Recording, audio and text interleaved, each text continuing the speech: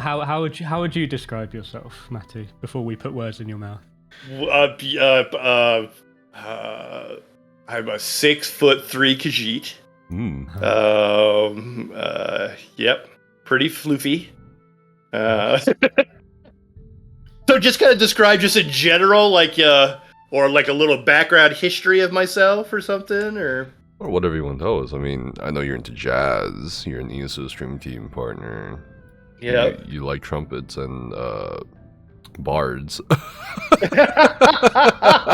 Which I'm still dreaming. I don't care what anybody says. I have a dream in there and stuff. But yeah.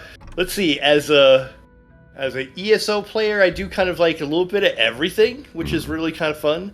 I'm definitely one of those people that are like, when someone says they're bored of the game, I'm like, you just not playing enough things in the game. There's so much to do in the darn thing. Everything, and we got the card game coming out. I know that's gonna mix, stuff with that, but I'm like, it's just another additive thing. I'm just like, well, it's like, wow, you say in my favorite game, I can have a game where I could just have a beer and some snacks and chill out on a evening or something. I'm like, sign me up.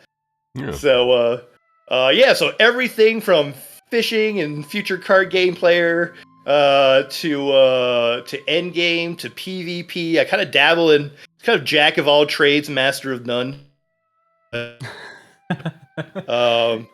Other than people because of in a good way, because I recently got my Godslayer. I had to throw that in there. I know, like, everybody in here has like Godslayer, but I'm like, it was new for me. Hell yeah! I saw that. Yeah. Congratulations on that. I know you asked me to join. I was like, oh, what's the time of days? well, and that's the thing. Well, it was something that started out as just a, I'm never gonna get this, kind of thing, because this. It's hard to put groups together and and stuff, and then I got some people that I kind of like mentioned to you. I mentioned a few people who say, hey, I'd go along with you if you do that, and that's when the journey began, because I didn't know exactly what it took, and I didn't know what jobs at that level, and so discovered a new character class, with the DK. I had never done that before. I was a Magblade main for the last 4 years, and before that a healer main. And so the one thing about me also is that I'm a teacher, and you give me an assignment, I study, I do my work, and I just went to work. And then I studied builds. I'm saying, how do I do this? And what's the rotation? And what's expected of me? And I got the job of a Zen DK. I'm like, what's that? And I'm like, okay, let me figure out what that is. It's like, oh, there's a set called Zens. Okay, let me go with that. Find your inner Zen. You have to exactly. That's what I liked about it too. I'm just like, and like, here's your positions, and this is what you got to do. And I had done, veteran, Sunspire many times, but I'd never done the hard modes. I never did the thing, and find out what I had to do, and then get in there with a good group of people that were very nice and patient, and to be able to hold my own. That was kind of the big thing in there, because of course, you get that kind of thing of a streamer coming in there, hasn't done it, you think of carries and all that. Like, I wanted to make sure that wasn't the case. And it was really nice that I had some very strong, boss parses, and very strong, not dying and doing the things and not standing in the stupid and and everything. And so I got the respect of the people that went with me, and we did it in 6 days, which. Wow. Yeah, so I was up to speed on everything and ready to go. And day 6 we did it, and I even came out with a little video on it because I crashed in the middle of our run. Damn. Oh, no. Yeah, I crashed between the first and second bosses, and this time is of the essence, and I couldn't get back in. And I was like, it was saying that I was still logged in, and I couldn't get back in. And then when I finally, and then everybody's like, well, we got to go. We're losing time. We've got to go do this. And so they're like, okay, we're going to pull. And so when I got in, they were maybe like 75%, well, not quite 75%, because he hadn't gone up yet. So the boss was, getting down, and I didn't know what I was going to load into when I got in, because it pulls you in. So it pulls me in straight into a breath. Yeah. And still, yes, you called it, straight into a breath. Really? And no way. I dodge rolled out of it. Damn. So there must have been a desync, maybe, or I had the most epic dodge roll of all time. You actually have video. You see, I need to watch this. You see the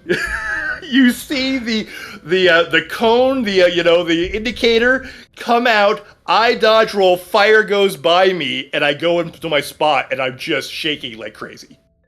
I'm like, oh my god, and because I don't know for you guys to go through it, not dying on Loke was my hardest hurdle because there's so much going on. I get cleaved all the time just because.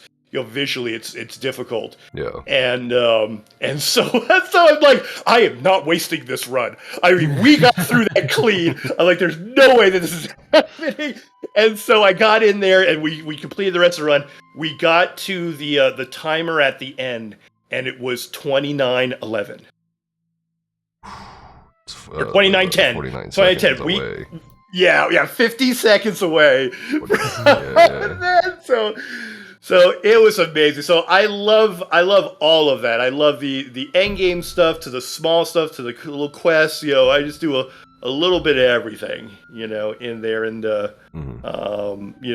playing this game since beta, like a lot of people had a little break there after the beginning kind of troubles and stuff, but then was all into it ever since, and just really enjoyed it.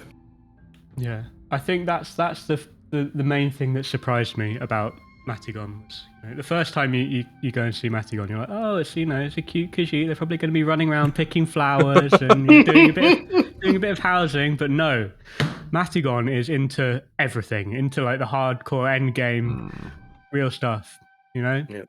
Actually reading the build, making like meta stuff. It's not just do whatever. It's fully fleshed out. I think that's very impressive. Thank you. And I always kind of say I for whatever the term, with that is and how people take it, it's like I always say I'm not a try hard, but I try real hard. I just kind of do, and I do the arenas and I do the stuff and I try my best at builds, and maybe it's my perspective because I'm an older gamer, I was like, I'm 48 and proud of it. I've gamed a long time and stuff. And so things like this that maybe work for me that might not work for somebody else, or a build that I have these things I call dad builds where they're like easier versions of the metas just because we're older, it's like this, my perspective is like, this won't hurt your hands as much or something like that, right. And so it's, other than putting out, max DPS, but it's a lot of fun. I enjoy it a lot. Yeah. And I think it's kind of uncommon to see that someone's interested in all of the game, because I don't know, at least the people I raid with, they're not interested in like housing or anything or questing, anything like that. They just log into raids and then log off. And then conversely, the people that are into PvP just do PvP. The people that are into like the cosmetic stuff just do that. So yeah, I think it's Matagon's a perfect example of how you can get so much more out of the game if you just try a little bit of everything. Like you said at the start, if you're bored of it, it just means you haven't tried everything yet. Yeah, and think of it as like and think of it as like a lot of people when I stream and they'll say, what are you doing today? I'm like, I don't know. And that's absolutely fantastic. I love that approach that like, let's see where it leads us. It really is an adventure today. I know there's certain things I'm going to do that, because you always kind of do, it's like your chores, like get my writs done so I can make money and, do my other things. But I'm just like, what's going to happen that day? It's like, oh, something's happening in PvP. Let's go in PvP. My favorite way to get into PvP is because we made this thing up called Maddie's Masonry Company. Because you can, because you can actually get to your tier 1 to get your 50 transmutes by just repairing walls, because it's not that hard to do. So we always say if you don't like PvP, you could just go in there, you'll do some wall repair, a few places, Mhm. and you'll get 50 transmutes at the end of the campaign, which is very valuable, And do you repair front line though? Because if you repair front line, then maybe you get a defensive tick as well, at least. yes, that's what I try to do. I try to find the farthest one out.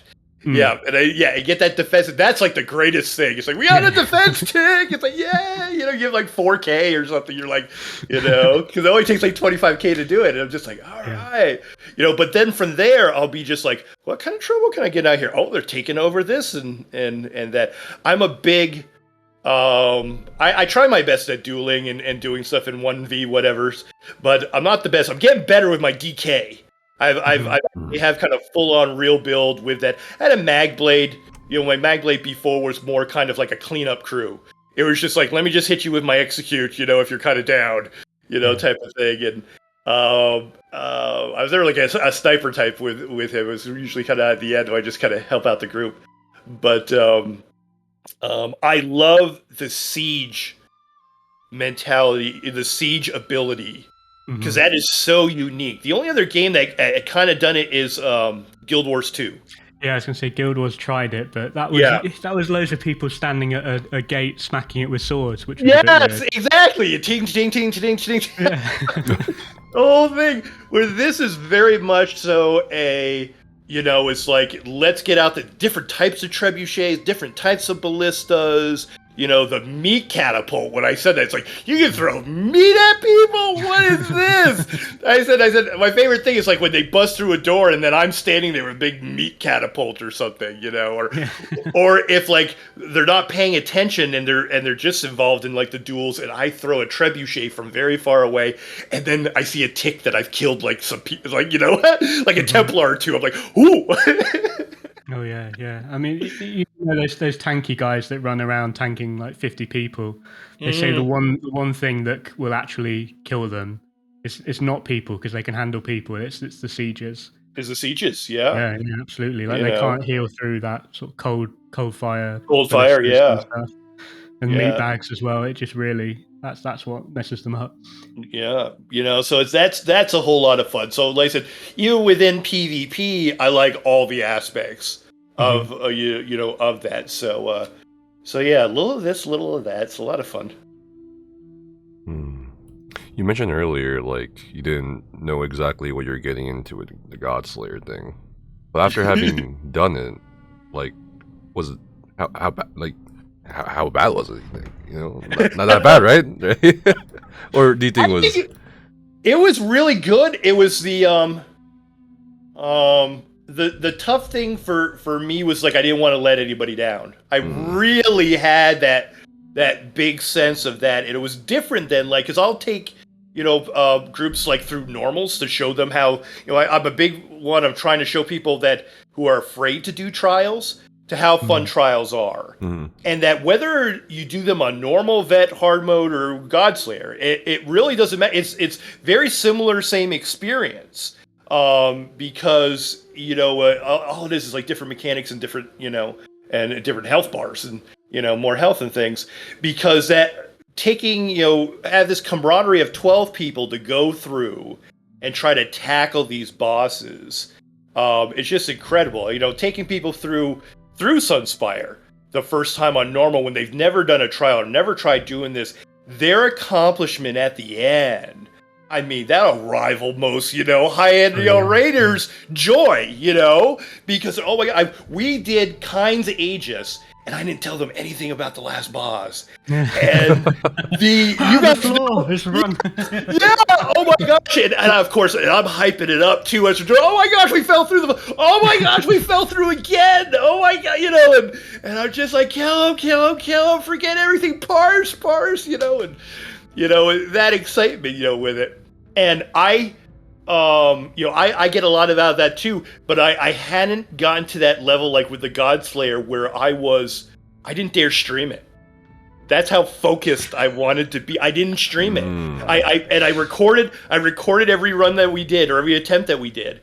And, because I wanted to show people later when I was calm. But I'm just like, I'm like, okay, remembering my position, doing my stuff, okay, getting out of my cleave, doing my thing like that, doing that, okay, I'm just like, I'll go down here, okay, I move there, I get behind this. And like, I just was absolutely focused. So it really, I enjoyed that side of it.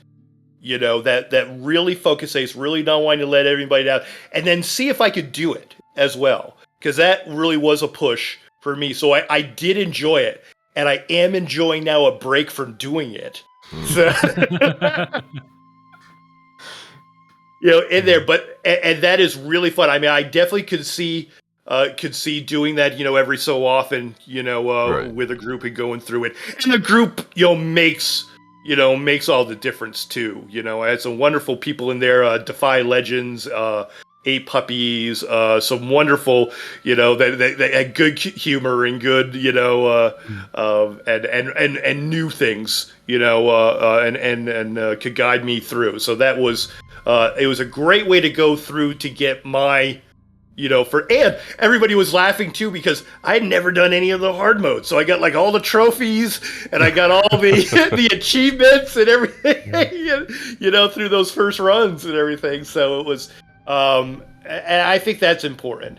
And I think the best thing that I learned from it too, and this is for anybody who's ever had anybody yell at them, that they weren't good enough or didn't have whatever or something like that, the people who are really good at this game, like you guys, and, you know, because I've watched your stuff and your runs and everything, and these other people, is that they're nice. You know, they're nice. They're confident in their abilities. You know, so if someone's really yelling at you about, you know, you not holding your own or embarrassing you in front of a group for whatever, they're not elite. They're not reflecting on themselves. They're exactly. You know, because they're worried about how they're doing. You know, and so I think that's the thing, is that everybody was super supportive of it. You know, like I said, but my best example of that was at Loke, when one of the runs, and like I cannot hang with a lot of these parses that a lot of them do, but one of them, I outparsed everybody. Damn. And everybody went, because like, and Iffy was in the group with me too. He's like, Maddie just hit a 103K on Loke, and everybody was like, whoa! And I was top of the thing. And they actually said, Maddie, if Defy was like, it's like, Maddie, if anybody says you were carried, you show them this and use some expletives. You know, he says, you show them this, and it's like, you're not carried. And I'm just like, that made me feel so amazing. So you usually have you had that flip of that, you know. So whatever perception people have of those kinds of things, it's like anything else, you know. You've got good people who are helpful people. Those are the ones you want to find and run with. So I was very fortunate. So I was very humbled by it, you know. But I have been gloating that I have Godslayer to my Tipsy Trials group, and they've been teasing me right back, which has been wonderful. Did you get the mount as well? I did. Well, oh my gosh. Okay.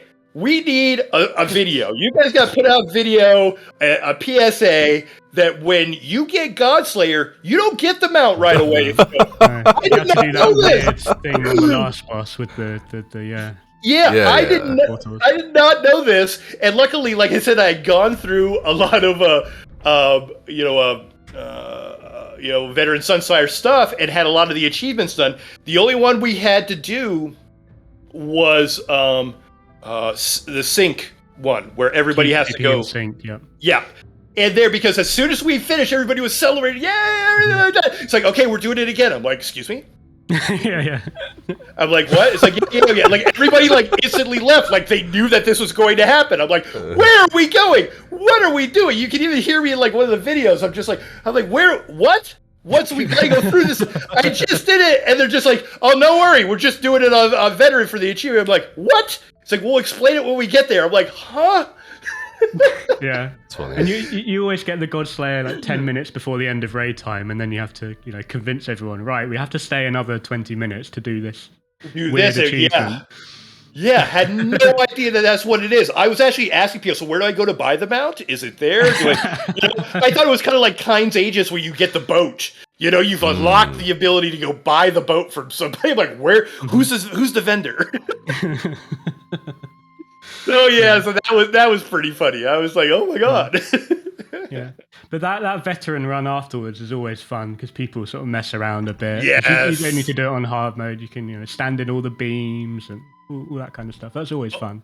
Oh, I instantly died to the cleave that was joking about how well I started. I was like, hey, everybody, remember 6 days ago when I couldn't stand and on cue, I died to the cleave. Yeah, it's always like a sort of victory lap. I feel that extra veteran run at the end. Yeah. What was the feeling when you got it? Oh my gosh! Like, how did it feel? Oh, it was absolutely amazing. I was on cloud nine. I mean, I had to shut off my button so I could swear because I don't swear. It was amazing. It was something that because I was. That's when I first started to do PTS stuff. Was for Sunspire, for Somerset when that came out. And I remember going through that with people and I'm like, what do you have to do to get the mount? I'm like, you gotta do this you gotta do it all hard. What? And they've had so much and they're like, okay, let's try one of the hard. And we instantly all die in 2 seconds in the thing because again, we had no mechanics, we had no codes notifier and everything. I'm like, I had no idea. I'm like, this is. I put it in one of those categories. I'm like, this is not for me. This is not something that's attainable. And when I got it, I just reflected back on that. It was emotional. It really was. I was just like, wow, because I think of that even with my parsing. I take parsing as kind of a Zen, which is funny because of the Zen gear. Right. It's a very Zen place for me. It's not something that I to show off scores and stuff and everything. It's almost one of those things that I do as a reflective thing. I do it as to show people, hey, anybody can do it. Because I was a healer main when Somerset began. I was a warden. I was a healer main, and I was one of those people that was like, I can't DPS. I can't do that stuff. It's not for me. I've never done that. And then I had some very nice people help me out, and I kind of gravitated towards Magblade. And Magblade was very strong, if you remember, at Somerset days, high elf, everything and stuff. The meta was pretty in there. I'm just like, okay. So actually my first one was a high elf. It wasn't Khajiit at first. And so I was... lost my train of thought. So I switched to Magblade, started doing DPS. I have a picture somewhere of my first parse on a parsing dummy because I didn't know how it worked. It was 19K. I did 19K beginning parse, and it wasn't on a trial dummy or anything like that. So it was it's just like a 6 mil or something. Yeah. Yeah, it's like the little skeleton, the little humanoid skeleton. And so I did that. So I started there, and then I had people kind of explain the weaving and do that. And like I said, I'm a student, I'm a teacher, someone gives me a task, I'm like, let me do this, and then I found out, and for anybody listening too, it's then all about tweaking. Because I'd go against a thing, and then I'd have my friend Robin, and she go, what food are you using? And I'm like, just this race.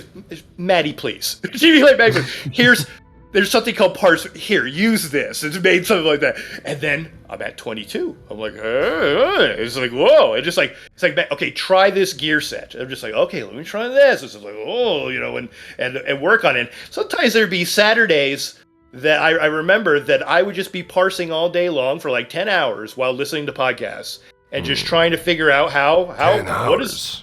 Yeah, like a rotation. Like I said, I loved it. It was just a place of let me figure something out. Let me just figure out how this works, because I'd never done anything like that in the game. Light weaving and all the things to take into consideration. And that's where I kind of really cut my teeth. So when I tell people, or you hear people say, you got to practice to get good at this game, I was one of those practicers. I was not innately gifted with this format in this game. And so I would just kind of, go at it, and I get better and better.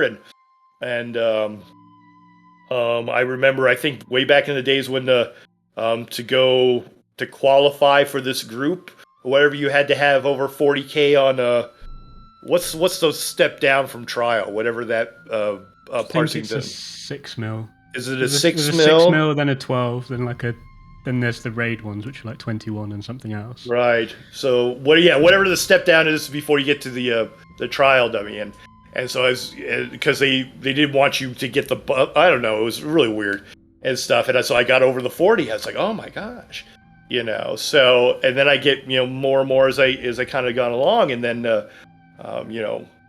as things the power creeps and me learning and all that stuff, and I mean, gosh, well I got onto the DK and I parsed over 100, and I was like, are you kidding me?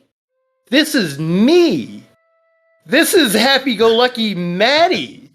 I'm a I'm like what's it puppies calls it, a parse monkey. I'm just like, yeah. I'm just yeah.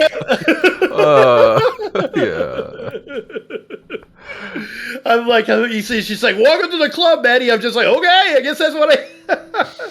A parse Khajiit, please. A parse Khajiit. I like that, yeah, Yeah. And so I just found so much fun with that. So it's always kind of like I said, I always put that, if I tweet about it or I put about it, it's like never to show off. It's just kind of to show what's possible in there. And I'm a big believer with this, with the feeling that I got, with the Godslayer. You asked me about that, was just, just pure elation, just pure fun. And I'm really avid that, like, if I can do it, you can do it. It really can be. So if you've got doing something like that, I mean, it was a journey and a half. I mean, how many years ago since Somerset? 4, 5? What are we coming up on? Somerset was that's elsewhere. 4 years ago. 4 years ago, right? Yeah. So I mean, of doing that, and then and making it happen. So let yourself go on the journey. Maybe that's the old man of the sea of me. It's like, it's a journey, not the destination, kids, kind of thing. Yeah. But it really is. I appreciate it much more because I went on the journey that I did, and that. So yeah, that was amazing. It was amazing. Yeah. I think what's, what people should be paying attention to here is that it's not the fact that now Matty thinks he's better than everyone because he's got a Godslayer. It is that personal journey, and like that, seeing the growth within yourself. That's the joy of it, really, isn't it? It's not, I've got a cool mount to show off to other people. I mean, maybe it is for me and Nefas, but okay, buddy. The fact that your main joy is seeing that growth and doing something that you didn't think that you would be able to do. That's something that everyone could get on board with and enjoy. Yeah. But did you show off in Craglorn after oh my gosh, I showed off everywhere. Everybody's tired of me. Okay, so Matty is better than every one of you. Easy. Yeah. Oh, because we do our tipsy trials on Thursday, and I was just like, I want to be referred to as Godslayer. So Godslayer, of course, Mr. Godslayer. Yeah, Godslayer. Hello, Godslayer. It's like, yep, Godslayer, ready. Thank you. Please address me correctly. So like anybody who heard any of those conversations as the first conversations of me was just like, wow, this guy's really stuck up.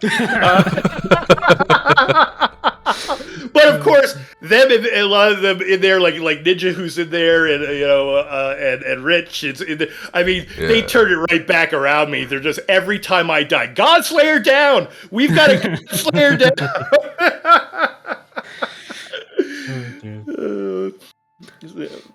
Well, actually, the other thing too, I didn't know it had an animation to it. I didn't know that when you hit the space bar, you get the puff like that. And these are things we have to put in a handbook, and more people want to do them. Because I didn't know, like I said, I didn't know that you had to do all the achievements to get the mount, that was, wasn't just given to you automatically. And I didn't know that there was an animation. Because, somebody said, hey, show off the animation. I'm like, what? There's an animation? Because I never knew, like, especially, because we've gotten more and more extravagant animations with our mounts. As we've gone along, and I couldn't remember when that really started. Mounts. They've got lazy with the trial mounts. Yeah, it's like we need more of those kind of like cool mounts in there. So that was amazing. So here's a question for you. Now with the Godslayer animation, is that Frost or is it Steam? Oh well, me being a frosty Khajiit. With an alt called Frostagon. I believe it has to be Frost. But it is also on fire. Like its feet are on fire. I didn't see. Oh, I see what you mean. That's like, you know what? Let's say that there is a Steam level in between. Yeah, there's some type of science-y thing going on there and stuff. But actually, that was one of the cool things with that. It's really a double animation because you have seen ones that have that kind of that steam or that that frost expulsion kind of at the top. But then you have an AOE of the fire that goes out from the feet. In there. So it's a circular AoE. So you've got this kind of dome animation and an AoE animation in one. And I was like, I did not know of this. I was like, what? So just amazing. A nice little sound as well. Although I'm pretty sure they took that sound from the sort of Dwemer event things. It sounds very similar. But it's fun. It's good. Yeah, the new trial. When you get the Rock Grove triple, which you will eventually this year, I'm sure. That mount has got nothing. No summon animation. I mean, like its feet glow, but that's it. I like the visual aesthetic, to be honest. After a while, like it's the horns and shit. Yeah. People always ask me more about that mount than the Godslayer mount. Oh really? Yeah. Yeah. I want the totems. Was it Dawnbringer? Why the totems? Okay. A, they're huge. B, they annoy people. Oh god. B, you can activate them even if it's not your totems. You can go up and you can activate them. And D, am I on D or E? D, I was a big totems back in the World of Warcraft with a shaman. Shaman, yeah. And so every time I hear totems, I say it multiple times. Totems. I'm just gonna be just like doing totems to everybody and annoying people.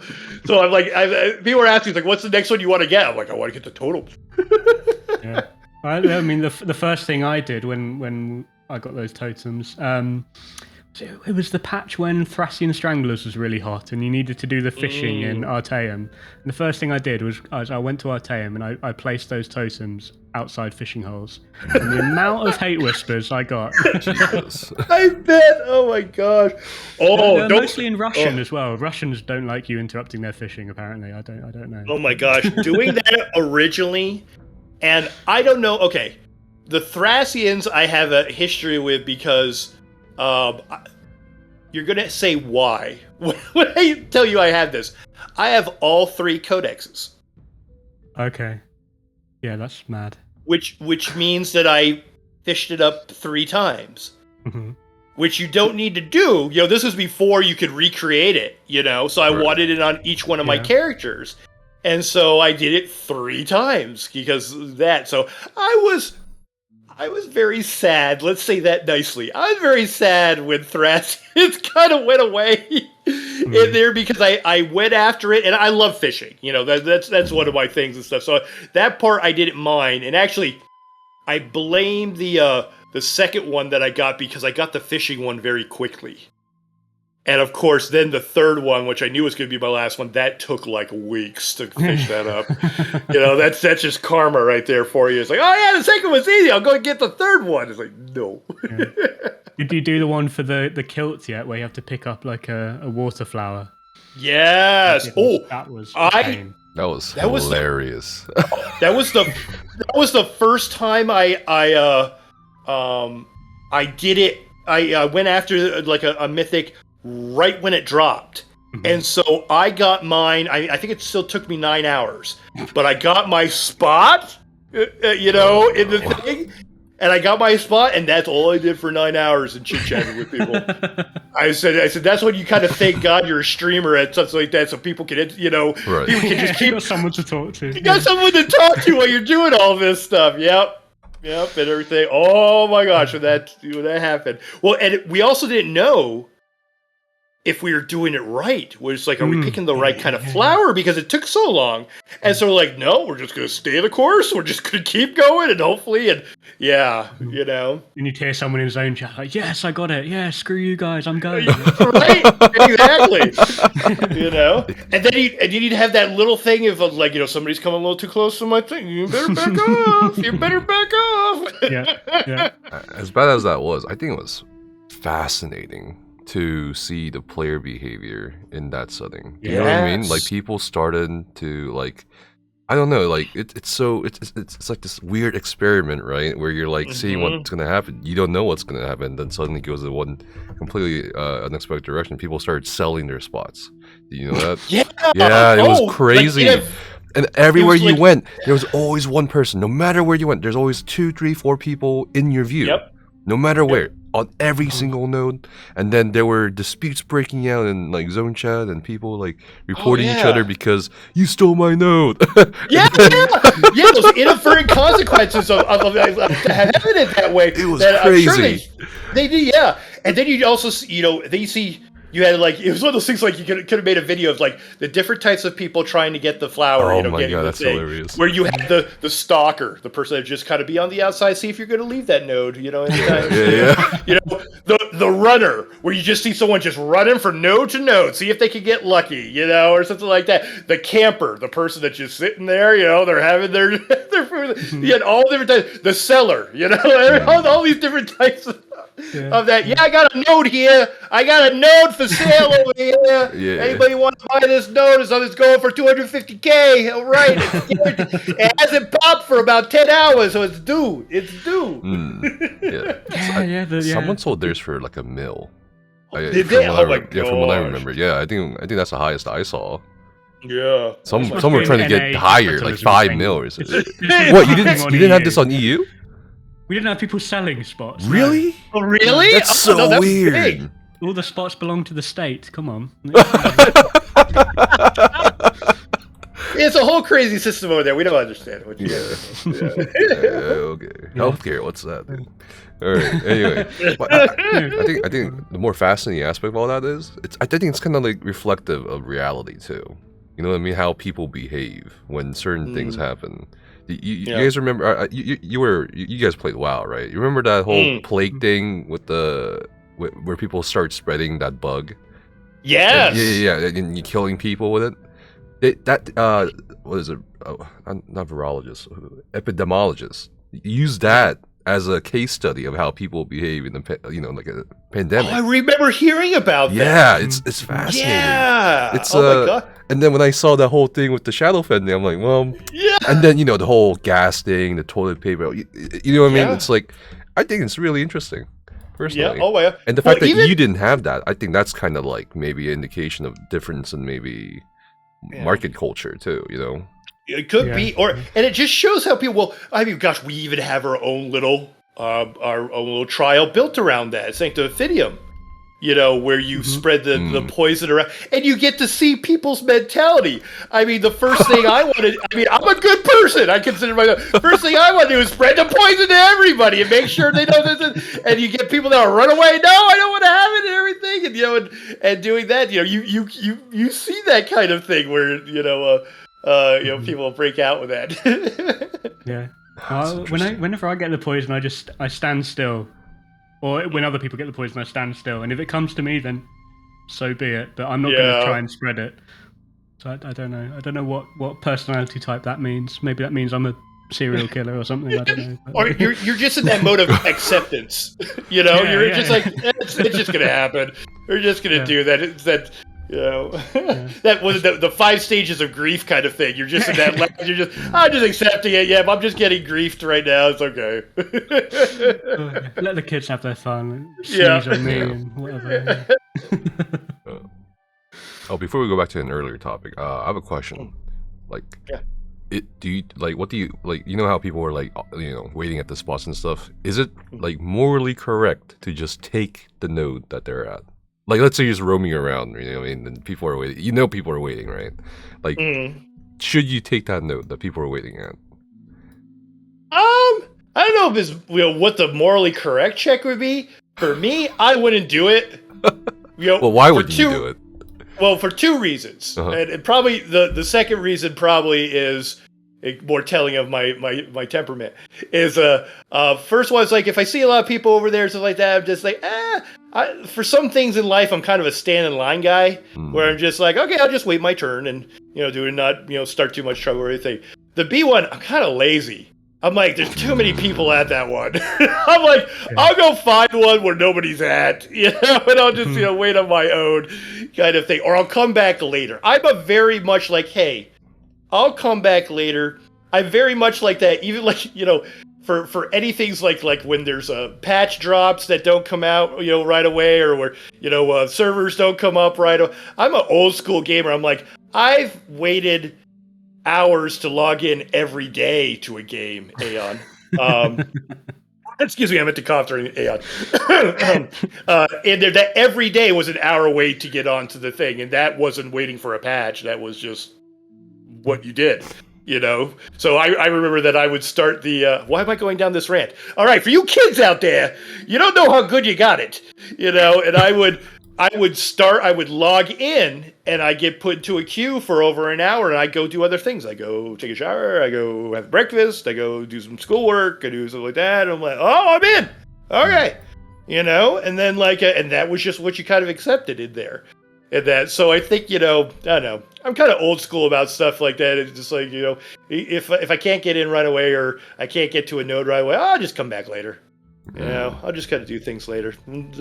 It's just the age factor. Yeah. What about you, Ollie? I'm kind of the same, although I think the main point for me would be if I take that node, they're going to shout at me, and I do not want to be dealing with that. I do not want the aggression. I do not want any of that. I don't want to even tempt it.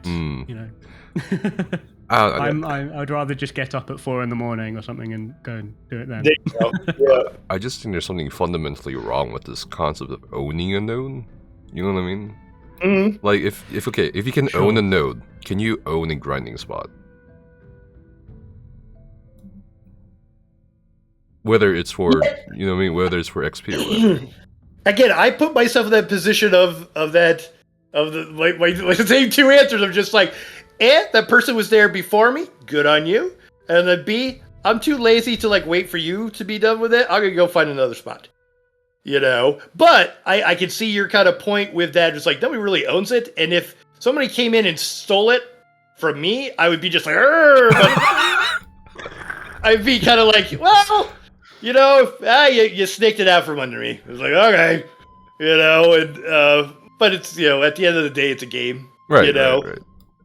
So like I said, the concept of that ownership, and I say that because sometimes I've done something inadvertently that I didn't know somebody was doing in there, because I'll be doing something and I'm wandering over and then I see, oh, there's a chest, and I go and I open up the chest and then I have someone yelling at me. I'm just like, I was fighting this guy to get over to there. I'm like, oh, I didn't even see you remotely in there. And then I kind of feel bad about it, and stuff, because we never know what the circumstances of somebody trying to get it, right?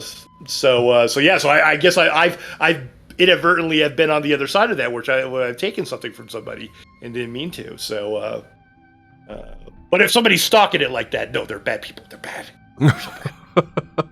Yeah. Yeah. I mean, I think it goes both ways. You got to let other people have a go at it. If you're taking that node, eventually you want to be like, oh, I'll let the next person in line have it. I can see that they're waiting. Yeah. I don't know. And I always kind of take it from perspective if it was somebody I knew. If I was doing something and there was somebody I knew as a friend of mine or something like that, it's like, hey, can I get yeah, come on in and see if you can get a chance at it or something like that. I always try to take it from that perspective, so that they're not so much my enemy in the situation. It was just like oh, Oh, so you're saying if it's a friend, you don't do it.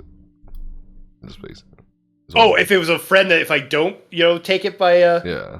No, I see the reverse. That if like I was at a node and doing it, I would invite, and then they're just like, if you came along or something like that. Well, maybe not Nephis, but if Ollie came along and said, "Hey, can I get it? Give a try like this and do my luck?" I'm like, "Oh yeah, sure." And look at Nephis behind a tree glaring at us, trying to steal our nodes. Trying to steal our nodes, and Ollie and I form a super group, and we just go and Like with the whole like grinding stuff too. Like I've been in situations where like I see friends grinding there, right? And I just grind there anyway. Because I don't know. I just don't agree with this like concept of like you have this ownership. I don't like, you know what I mean? Because that's what happens in Spellscar or stuff like that, right? Where you go in, there's multiple groups like trying to outgrind each other. I think that's fine. Just the same way that you're trying to harvest somebody, on a grinding route, or in this case, a Shadowfen. There is an addendum to that because you mentioned that if it's something where there's a lot of people that in a concentrated area that are trying to do something because I'll see people that are doing especially like the gathering stuff, and it's like a whole tour that they're going around in a whole zone. Mm-hmm. If I'm in that zone and I'm picking up some of the stuff in there, you can't fault me for that. I actually don't have like the harvester or whatever that shows all the the fluorescent. That's where my immersion ends. My immersion ends at that one, because like there's a lot of immersion breakers in the game, but going over and having like a holographic thing come up and say like that, for me, I know it's fine for other people because people say, "Hey, you should just get this. You can see all the things when they come." I'm like, no, that's where my immersion breaks for me. Is that, but like even the grind stuff, because it's such a popular grinding spot to go along there, you can't be mad if somebody grabs up some of your things and that. So I think there's addendums and stuff in there, but if it's, and maybe this goes back to the WoW days where like I remember as a hunter where I'd be waiting to get a certain I'd have a certain pet that would spawn a rare pet. And I'd be waiting for it, and it finally comes on, about to tame it, and some person comes in and kills it, and I'm like, beep. Hunting that ghost tiger thing in. Yes. The ghost. Yes, exactly. So I think some of that can be situational within that. That if you see someone, if I saw someone waiting and doing, it's like I know what they're doing. I know they're waiting for a thing. I know they're waiting on a spawn timer and that. So I think that's that. But yeah, for like big groups, big Spellscar, all those things, hey. It's a big area. To kind of monopolize a big area, that's other people are going to go there too because that's popular to do. Yeah, I mean, in terms of Spellscar, you can sort of share it to some extent. Like the more people there are, it just means you're getting less XP per minute, but everyone's still progressing at some point, and it's up to them whether they feel like that's the time is worth the output. Yeah. And even within that, there's like you say, avoidance of things and stuff. There's other options, for the grinding with that. They're pretty equivalent. I found my favorite one just because the BRP stuff it's too repetitive for me after a while. I like doing 2-person normal Dragonstar Arena with, and actually pro tip for people, if you want a fun way to level up your companions. Yep. Have all the training gear, go through that, and boom. I mean, they're there. So and there's a lead in there on the final boss as well. So yeah, that was and good gear still that's being used there, perfected and non-perfected, or masters and not the masters. master weapons. Yeah. So not the gear sets. My goodness, they're a bit. Yeah. So that's been kind of my new one to do that. So if anybody needs to like go through and stuff, I'm just like, let's team up in there and. We could even get married if you want to, it just matters how you feel about me or something, we can do that. So. Oh, dear. Oh, yeah, I want to talk to you about the card game, because you mentioned that. Oh, yeah! Because in the past few podcasts, we've brought people on. We never really talked about the card. We brought it up. I think some people brought it up with us, and kind of as a joke or something. Right. But a couple of people have said they've tried to make videos on it, and it's just not been popular. No one's been interested. Right. But go ahead. Sorry. Yeah. Interesting fact. Was it 8 podcasts or 6 podcasts ago? Ollie and I were talking about like what we won in the ESOU, and I was like, I've always wanted like tavern games, like mini games in the game, like dice or card game or okay, like. But that would have been in development like way before then. They weren't listening to us. I know. But I'm just saying, like the timing was hilarious. They were listening to you. I believe they were. I think that you don't know the influence that you have. Okay, but yeah, I was like, wow, this is really weird timing, because we were just talking about like 2 weeks before the reveal and stuff like that, or the press event. And I don't know. I was like, oh man. But then I don't know. So there's a lot of people who really are hating on the card game, like a lot. Yeah. I don't know, Matt, if you saw on Twitter, Bra's tweet about it, like, my worst performing video. I'm kind of discouraged. It's about the card game. I like the card game. People are, I'm like, I was telling him, like, I think people need to actually try it. People need to actually play it. To actually engage with it, because that's what they messed up in my opinion, with the whole ESO global reveal event. They focused way too much on the card game. You can't. There's no way. It was like them speaking a different language. You know what I mean? I heard people verbally tell me it 3 times. Didn't get how it worked at all. Right. I played one session through the Billy Boyd, who I'm so excited is. Wait, is that spoilers? No, that was spoilers. On Twitter. That was on Twitter. Yeah, all right, Billy Boyd. How cool is that? Is your guru, your person to get you into this? That was amazing. To get you in the car.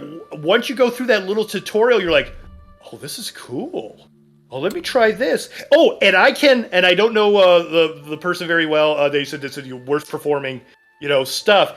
Is that I could see that because not a lot of people get onto the PTS to go try it. As soon as they get pro, maybe I'll come out in my own video. I don't get a lot of views, but I'll try. It says you'd have to wait for is for people to go in and try it. And then for the people who still don't get it but have visually seen all the stuff, then you can make a video talking about it, and then people will get it. Because if I were to go to you, okay, make sure that you get your RIT card, your gold card upgraded to a RIT card, and that the agents stay out on the field, and that you have these patrons that you're going to make sure that you turn at certain times, but you have, prestige, and you're like, I have no idea what you are talking about. But if you go and say, hey, this little place right here, that's where your power stuff is. Oh, these 4 guys over here, that's your patrons. Oh, I saw that. Okay, let me see. You could actually, it's probably one of those things that on one screen people be playing the game, and on the other screen they'd be looking at your video, of like how to play and how to do it. I think it's one of those things that you got to have a little bit of time. Think of it this way. Think of it like when you got a new board game and someone was trying to read the instructions to the group. How, it's like, what is this part cheesy? I don't understand what's going on. In there, So I think it was just too early. So I could see why like a video wouldn't do well in there. And I don't know if you had more. I've got a lot to say on this. So I don't know if you had more to prep. Okay. The hate of it in there was so misplaced, in my opinion, in there because A, you didn't play it yet, and B, it's something that is added to the game.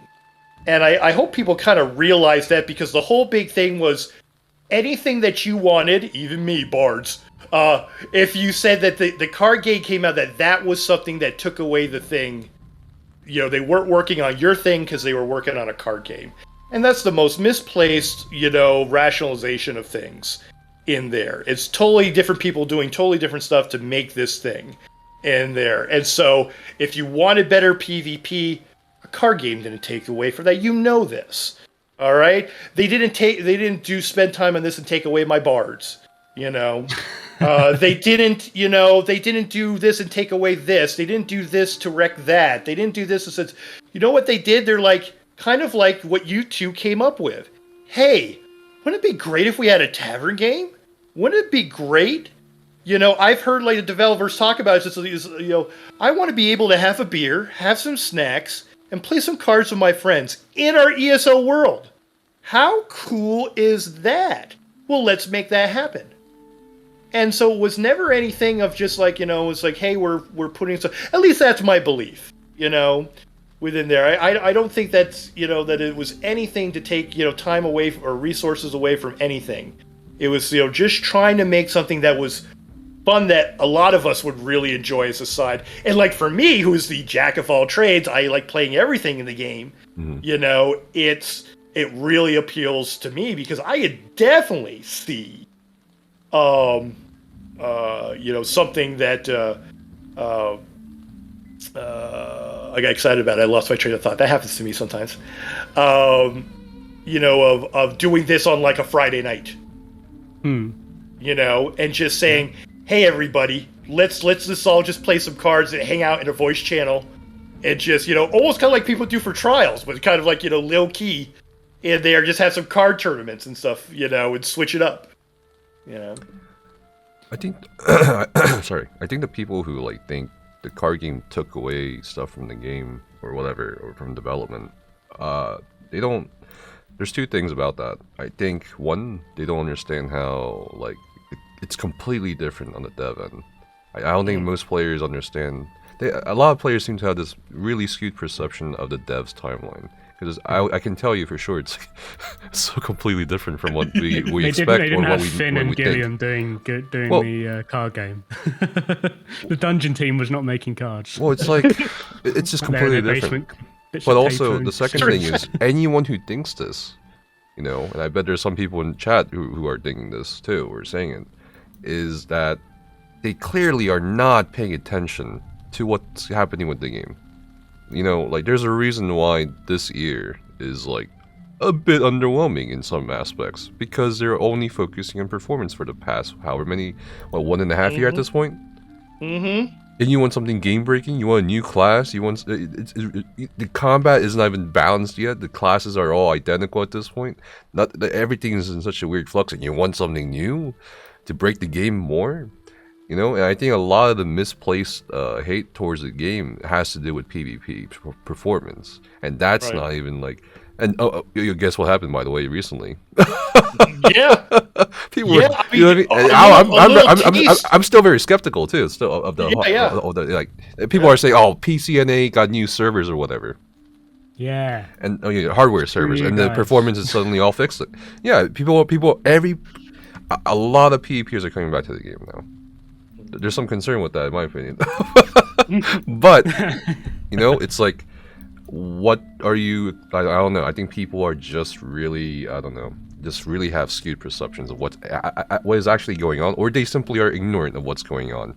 Like, if you've been keeping up with ESO at all, and you're actually serious about wanting fixes to the game or changes to the game, then you need to educate yourself on what's going on with the game, right? Because a lot of people would... And I don't know what that kind of mindset is that they see, I want everything. It's they don't see that if you don't have a lot of new groundbreaking features coming out, that means that they're working on other things behind the scenes. And why they're not showing you every single week of whatever, I mean, you can always be more transparent, you can always be more stuff like that. But why they're not showing is that they're not sure exactly, okay, how things will be affected by that. And you should say, well, they should know. Well, you can't simulate having that many people on in testing before you put it out there. And so this new thing that came out with the new servers, yeah, they were hoping that it was going to do, but they couldn't really say, because what if it didn't?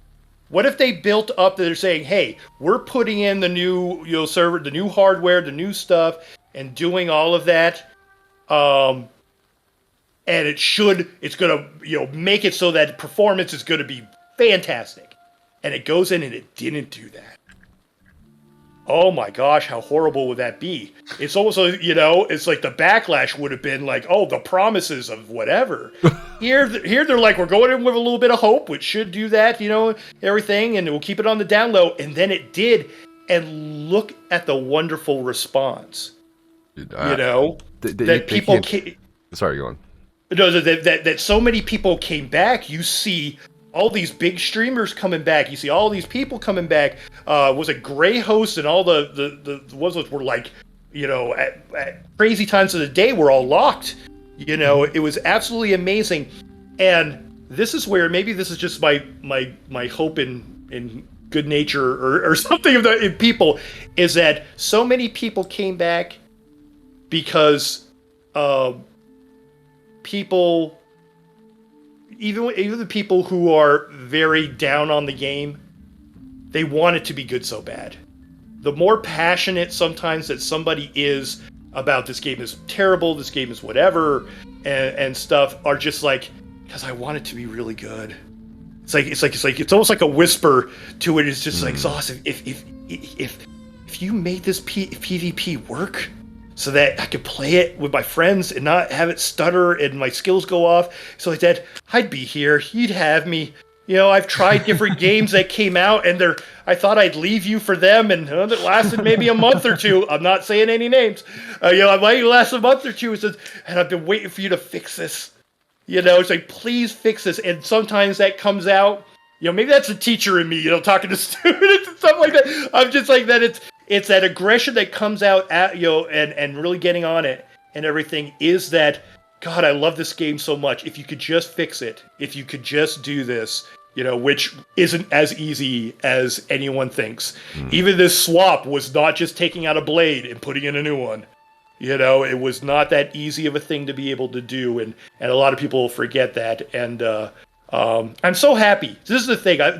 For all the complaints or anything like that, or anything that people are saying bad about it, I'm just like, I'm so happy for PvP, even though I'm not the biggest PvPer, but like I say, I dabble in everything, that there was some type of relief, that there's some type of like, oh, because this was just something that was, we hope, this isn't the underlying engineering architecture mammoth that they're working on right now, that they've got specialized people working on, which gives me the biggest hope of what next year is going to bring, you know, of what they can do with that.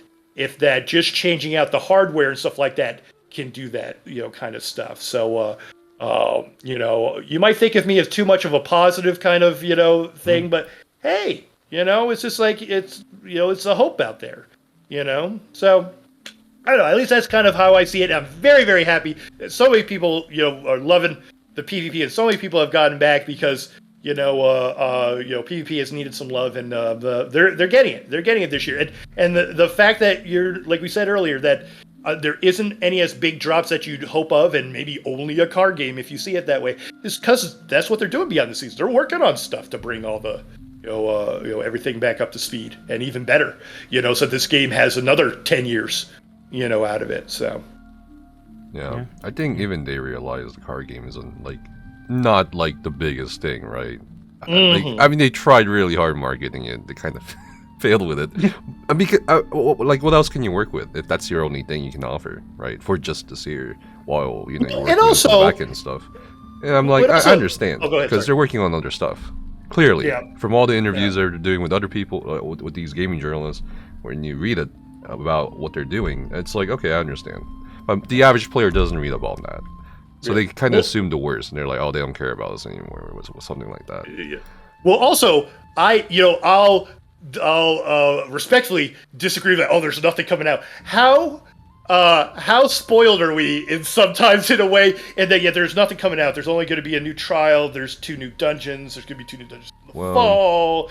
We've got all the I'm just teasing. You know, I feel like that. It's almost like we're not getting anything this year. No story, no nothing, and there's just going to be some cards. There's no zone, there's no nothing, there's just going to be a card, you know, kind of thing. And it's like we're still getting a lot, you know, out of the year, you know, but maybe for like what people's, you know, because if they only do one thing or if they only do stuff, not as much. But I think it's a bit more complicated than that, though, more beyond a sense of entitlement. I think the problem is that we realize we are getting this stuff. It's just there are underlying issues with the stuff we're getting that haven't been addressed in a long time. For example, these every like dungeon patches plus the chapter patches, we're getting new sets, but there's an underlying issue with that. What's going to happen 1 year from now? we're almost over, what is it, 600 sets, assume? And they haven't done anything with the older sets. And the guild halls are getting more crowded. That's one big issue too, right? With the crafting stations. Well, that's why I'm holding on to Moondancer. Right. Moondancer's going to make a comeback someday. I've got a whole lot of gold jewelry for that. Whenever Moondancer comes back, it becomes a powerhouse. Okay. And there's the issue with the in-game reward structure or system with the trial. I mean, we're getting a trial, but what's going on with the rewards and where's the long-term view? I think a lot of players have issues with, like, why is a card game getting a better leaderboard system than Battlegrounds or something like that? Which, I mean, it just feels like, I think for a lot of people, like, they recognize that, yeah, we are getting new stuff that we may or may not like, but at the same time, we're not getting any updates to the older stuff either. Yeah. Which is already in the game. So, yeah, I understand that. I don't think it's like a sense of, oh, we're not getting anything. I think it's a sense of, like, we're getting more stuff, but we're not addressing these old issues, you know? Yeah. It goes to my, and I'll point that out myself, that goes to my fault of, that's maybe one of the problems of the jack of all trades. I don't know all the sets of everything or something like that. That might be something that needs to be updated. There are a lot of those kind of things that I don't know or aren't aware about, within that. And so, as far as some of those fixes and stuff, so. Yeah. But on the other hand, like, you know how you were saying earlier, like, they could be more transparent and stuff like that. Yeah, I agree they could do a lot of things better. Mm-hmm. But, man, they can't catch a break, man. No. If you ever read a YouTube comment section under any of my videos where I'm talking about, like, for example, the recent video I made on the hardware server upgrade making PCNA or community post, about the hardware replacement. So before that, people were giving ZOS crap about, like, not how should I say it? Not saying anything about how it could, basically improve performance. Like, they didn't say it might not improve performance. But then after server performance improved, they were like, how dare they not tell us this was going to happen? I was so shocked. Oh I was so shocked. There's so many comments like that. I'm like, what was the crazy one was 2016. I just remember that day. It says they've had this ability since 2016. Who said that? Bro, I was like, they can't catch it. And they've just been holding on to it and not doing it for 6 years because they don't like us. I'm like, yeah, just to spite people. It's just to spite people. I was like, what is this coming from? Be happy. It's insane. And, when people are like, they always want transparency. And, in the past, sometimes they did. It's just not what people want to hear, right? And then, it's like, dude, if I think to myself something, man, if I was dead, I wouldn't want to talk to any of you freaking weirdo ESOU players. Like, I honestly think sometimes, like, people just behave really bad. Like, with the whole, like, rich streams, too. I think people were way too, like... Because, like, I hate to say this, right? Because people always want, like, more dev interaction with the community. And I think Rich's stream was one of those big focal points of where you could communicate with the community. But I think a lot of people kind of, like, were way too overbearing on him. I don't know. It's just... And then, of course, what happens after that? Stop streaming. You know what I mean? Well, that was the thing that I was, I felt so bad of, just like, for everybody, because of, like, exactly, you didn't know what you had. You had a direct line to talk to the creative director of this game about things, and you burnt them out. You bullied them out. You bullied them out, and it's like, oh my goodness, it's like, and so that was a big step back in type of transparency, because you had instant. It's like, I've always wondered about this. Let me ask you about it. And he responded, which was great, and so I felt bad with that, because we lost a frontline transparency thing, at that point, and not gonna get into all the stuff of the reason and everything, stuff, but it was we had a good thing there, and we don't have that access. Yeah. So yeah, it is what it is. It is what it is. Yeah, unfortunately, it's messed up. So, but then when people are always like, "Oh, we want more transparency, we want more communication," well, what if you don't like the things that's been communicated? Yeah. And usually it ends up like that. It ends up like that. Well, the funny ones you can't make them happy. The funny ones are when like you get someone that's that hasn't updated or read, or like especially if something came out today or something like that. They're not working on this. Like, oh yeah, they just came out with a thing. Did you hear about that? Of working on that? It's like, They're so busy being angry. They just, and like I said, I think that goes back to, I like to hope that it goes back to that they just love the game so much that they really want it to be. They want it to be perfect. It can't be perfect. It's not going to fulfill everybody's needs at the same time of when they're doing it, and so a little kindness, a little patience, and these games have longevity. This isn't something that's 3 months and it's out. This is going to be for a long time. And the thing that you did say, Neff, is about people concerned about where is this going on next year and where is this going on. That's what I love to hear, because it's my game, and I want this to last for a very, very long time. Yeah, I mean, I think it's true about what you say about people. If they're criticizing it, it's because they love it, really. I mean, how many times have you downloaded a new game, it's got some bugs you don't like, you don't start going on the forums and complaining that it should be better. You just stop playing it and move on to something else. Yeah. Right? So, if they're taking the time to actually give some feedback, whether it's toxic or not, but it shows that they do actually want it to be better. They do care at some level. Yeah. Even though maybe they should communicate it a bit more politely. Well, I mean, with the whole PvP thing, I can see why people started getting more abrasive and a bit more blunt, for sure. I don't really blame them, to be honest. I mean, what is that, like years and years?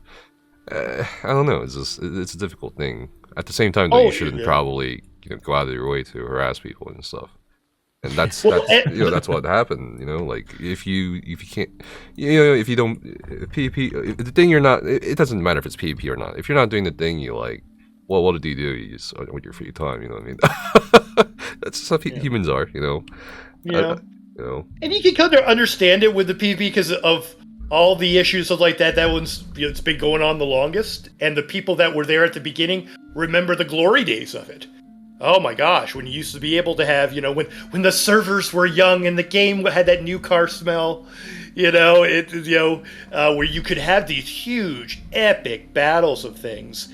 And, time just kind of happens, It's kind of like that old computer that you still have. You're just like, which I still have, my old potato computer. You're just like, I love you. Oh my gosh, but I need to upgrade you. I need to get you, in there. And so, and it's been needed love for a long time, and it's getting that. And I think it's getting people to just hang on for that little bit longer, because it's coming within the next year, I believe. And having that what we've had recently with the performance, getting a boost in there was that just little injection, that little bit of, hang in there. It's coming. So. Maybe. I don't know if it's coming within next year, though. I have a feeling it's going to be like maybe 2 years to see the full effects. With the whole like re-architecting the server and stuff like that. Boy, that's the thing.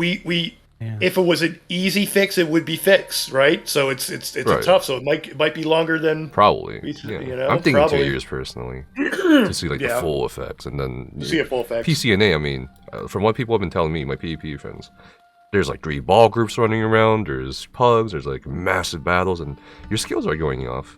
You know what I mean? So it's not perfect, but it's like playable enjoyably. Right, but then you get frustrated with. But then will we see that same effect on PCU, where you guys have triple the population, right?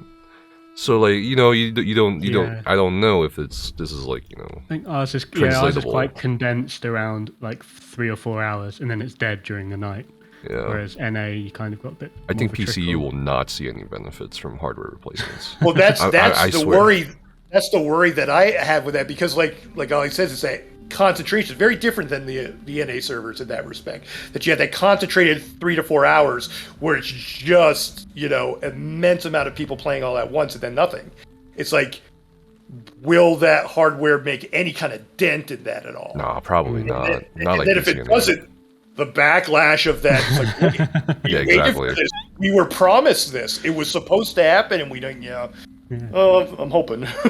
Why did NA get a fix and not EU? Yeah, right? Did we get like some used servers? What did we get in here? Did we get used parts over here? Come on. Yeah. A lot of people don't know this, but EU is huge. Like the amount of people that play there is like if PCNA was like a town, PCU is like a metropolis. Like at least, you know what I mean? Like there's so many people over there playing compared to PCNA, no matter what time of day. Like from my personal experience, dude. And you know, another indication of that is like the multi-bidding. You remember that, like bugging out, and all the guild traders like bugging out, and people not getting their correct trader, or people getting a trader with 0 gold or something like that. And then there's like gold duplication bugs after that multi-bidding bug went out in Scalebreaker, I believe. That didn't happen on PCNA. And the only reason I think that happened on PC is because there's such a huge volume of trade guilds bidding all at the same time, you know, on every trader. So I don't know. All those stress tests, they usually end up breaking on EU, but not on NA. Right. It seems. Yeah, and that's population. So I don't think the server hardware is going to make a difference for PCU. As sad as that may be. We'll see. Yeah, but anyway, let's go into the card game. Okay, so I'm going to say something. Like, I thought I would not like the card game. This whole concept of a shared deck, but they didn't even explain that properly. It's not really like 2 decks you're sharing. It's like 4 decks that you're sharing, if that makes sense. So like, there's 4 decks in the game. Am I correct, man? You've already confused me with the math, Nephis. Sorry, Okay. there was 2, and there was 4. Okay, there's 4 patrons, and then there's 4 decks, and you mix and match those decks, and you buy from the middle lane of the cards from those 4 decks, and build your deck basically throughout the game. That's basically it. I understand that. I was like, I thought to myself, oh, we collect cards out in the wild, then we duel people, and then we mix 2 decks. We're under a tree. They didn't explain that. They didn't explain that properly, and I was like, what the heck, dude? And then when I actually got into it, I was like, man, I kind of want to keep playing. You know? And, yeah. Dude, oh my gosh. Yeah. Actually, my favorite battles were with a lot of PvP streamers. They were just like, okay, what is this? What is that? I'm just like, let's play a game. And they played a game like, wow, this is actually kind of fun. Yeah, I think it's fun, but I think they just handled the PR of it horribly, and that kind of just didn't do well. But I think once people start playing the game, I think people will actually like it, in my opinion. One thing I don't like about the card game is the tutorial. Oh my lord. I knew it was Billy Boyd, by the way, on the PTS. Don't you say anything bad about Billy Okay, Boyd. no, hold up. Hold up. You'll probably kick my butt, but probably Hold up. So, like, and I'm like, so he's a tutorial guy, right? And the tutorial is the worst tutorial I've ever played in any game. Ever. Stop it. No. You have to acknowledge this. You have to acknowledge this. It's true. Like, I'm sitting there for like 20 minutes straight, listening to Billy Boyd explain to me about a card game. I don't care, Billy Boyd. You're stupid. I don't give a. Nobody loses in this tutorial. I don't give a damn, Billy Boyd. No. Now you think it's fun. And it's so bad. There's no subtitle. There's nothing. You just sit there and listen to Billy Boyd go on and on about the card game. I'm like, oh my god, please kill me. You didn't listen. You just no. I listened. I played the tutorial 4 times. I played the tutorial 4 times, sir.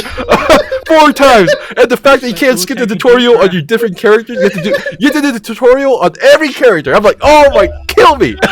But okay, anyway, like, hold on. And I was like, I knew it was Billy Boyd. And people were telling me it's Billy Boyd. I'm like, my god, next time I watch Lord of the Rings trilogy, I hope Sauron wins, man. I hope Sauron wins the freaking ring, the War of the Ring. Like, I hate that tutorial so much, dude. And I hope they fix it. I hope they improve it. I hope they fix it. I just want you to come up with a video how to lose in the tutorial. I just want Oh my god. I'm rooting for Sauron next time, dude, and I'm just saying, like, oh, that tutorial. You're rooting for Sauron next time? Yeah, I'm rooting for Sauron next time, dude. You want the hobbits to die? They should have died. Honestly, they should have. That tutorial should never have happened. I want them to come out with an addendum to it, and it's just Billy Boyd like looking at the camera and going, "Would you like to play some cards?"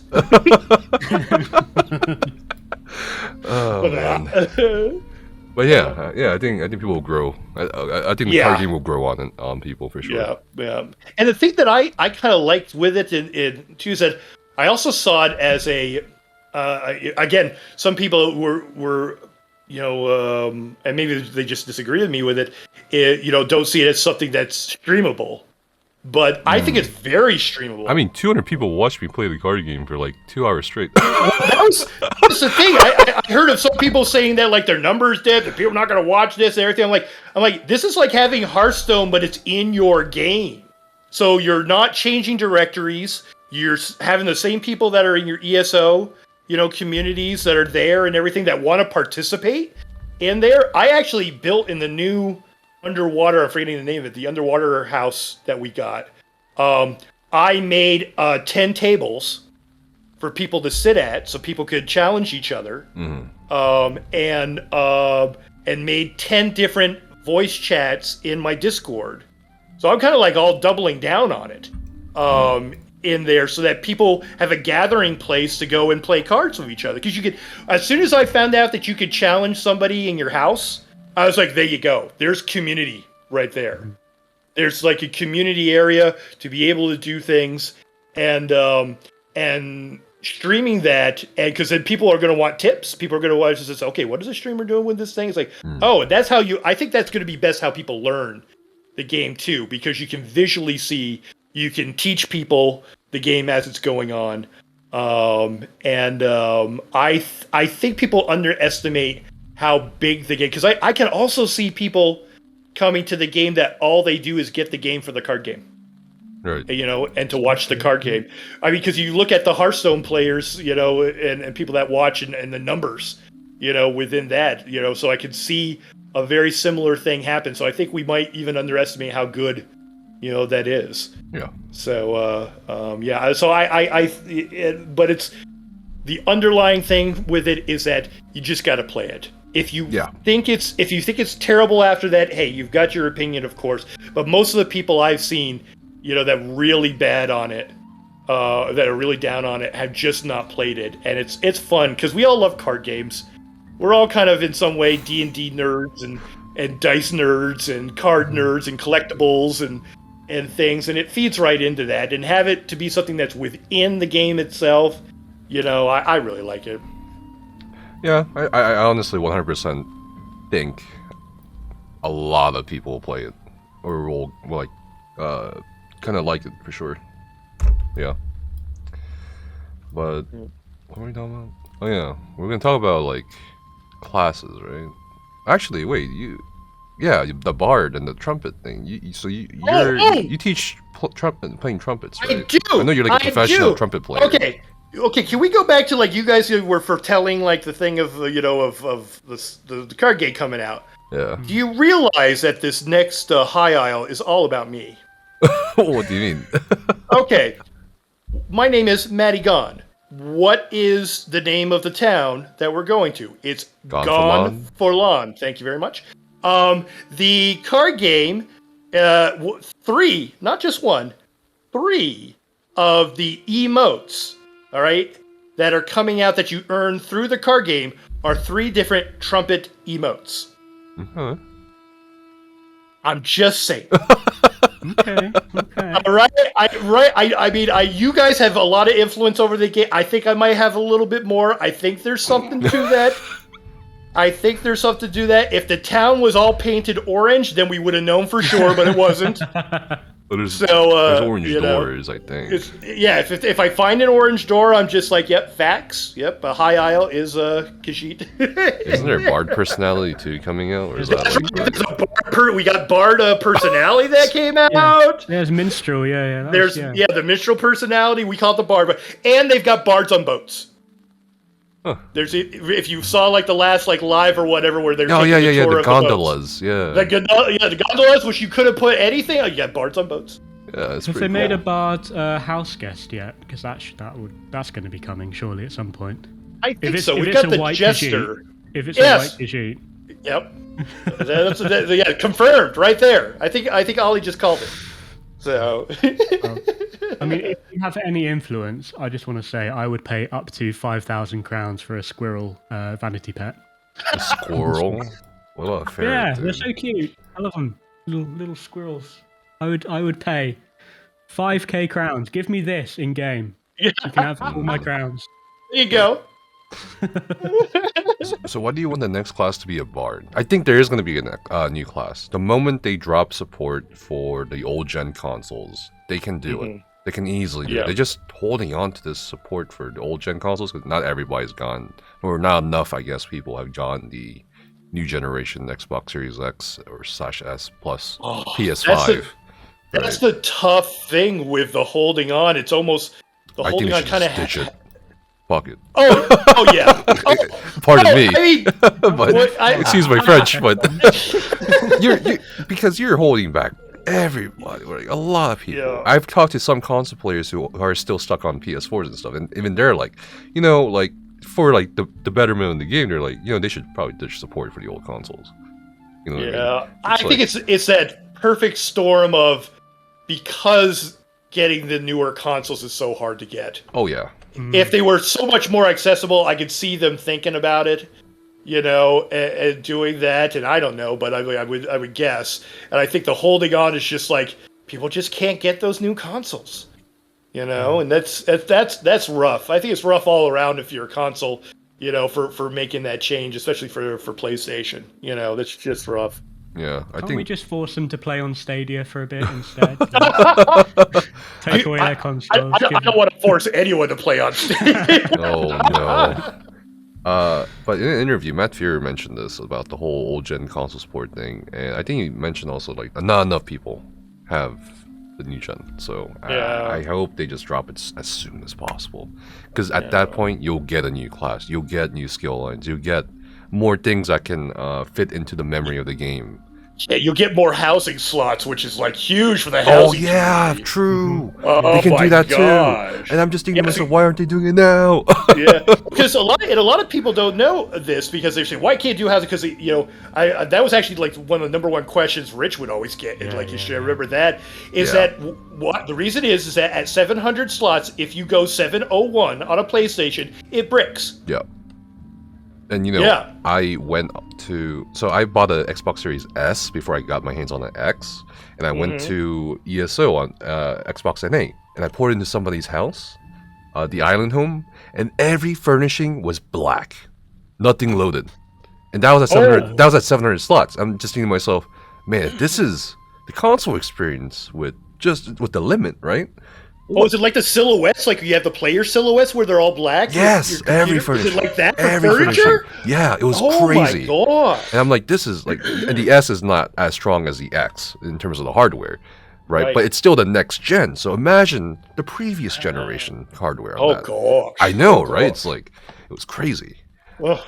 Yeah, so I think it's their own fault for playing an MMO on a console. I mean, who? I think that's fine. I mean, Final Fantasy is on console. No, consoles are for sports games. That's it.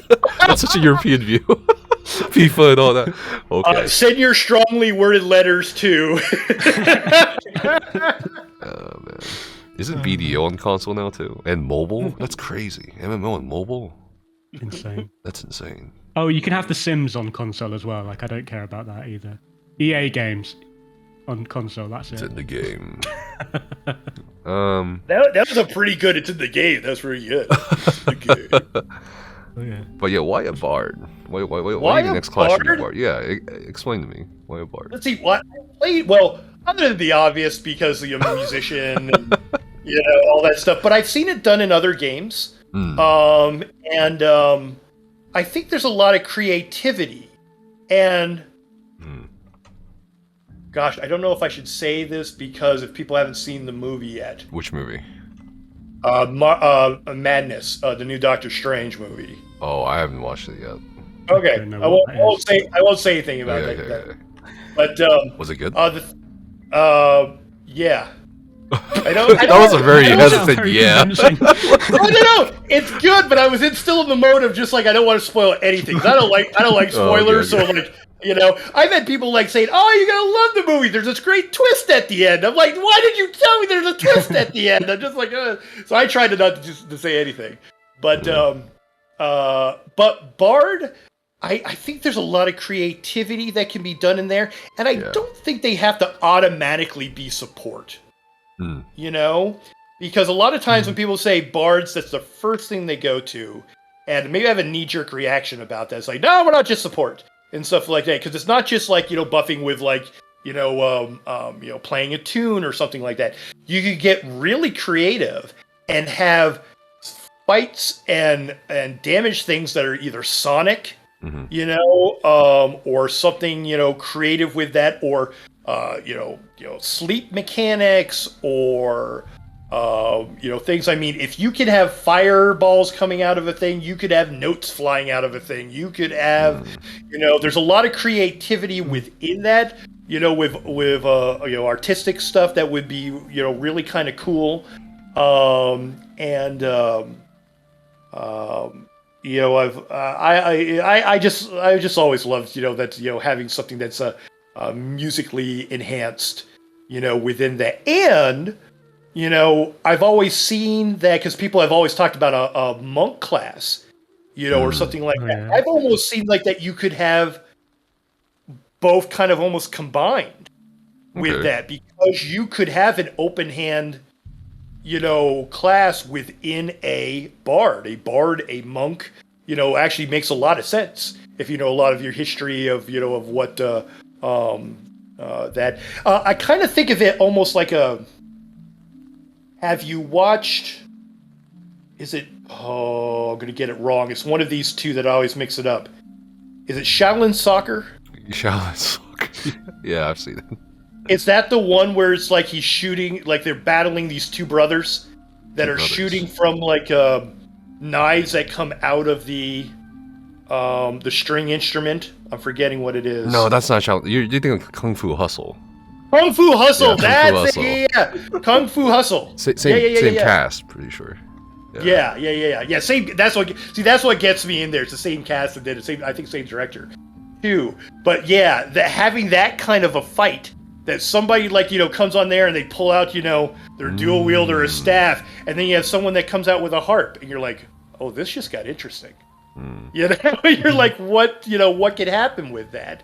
So yeah, I just think there's a lot of creativity that you could have. I would be saddened if it was just a new skill line. I think there's a lot of stuff that you could do with that.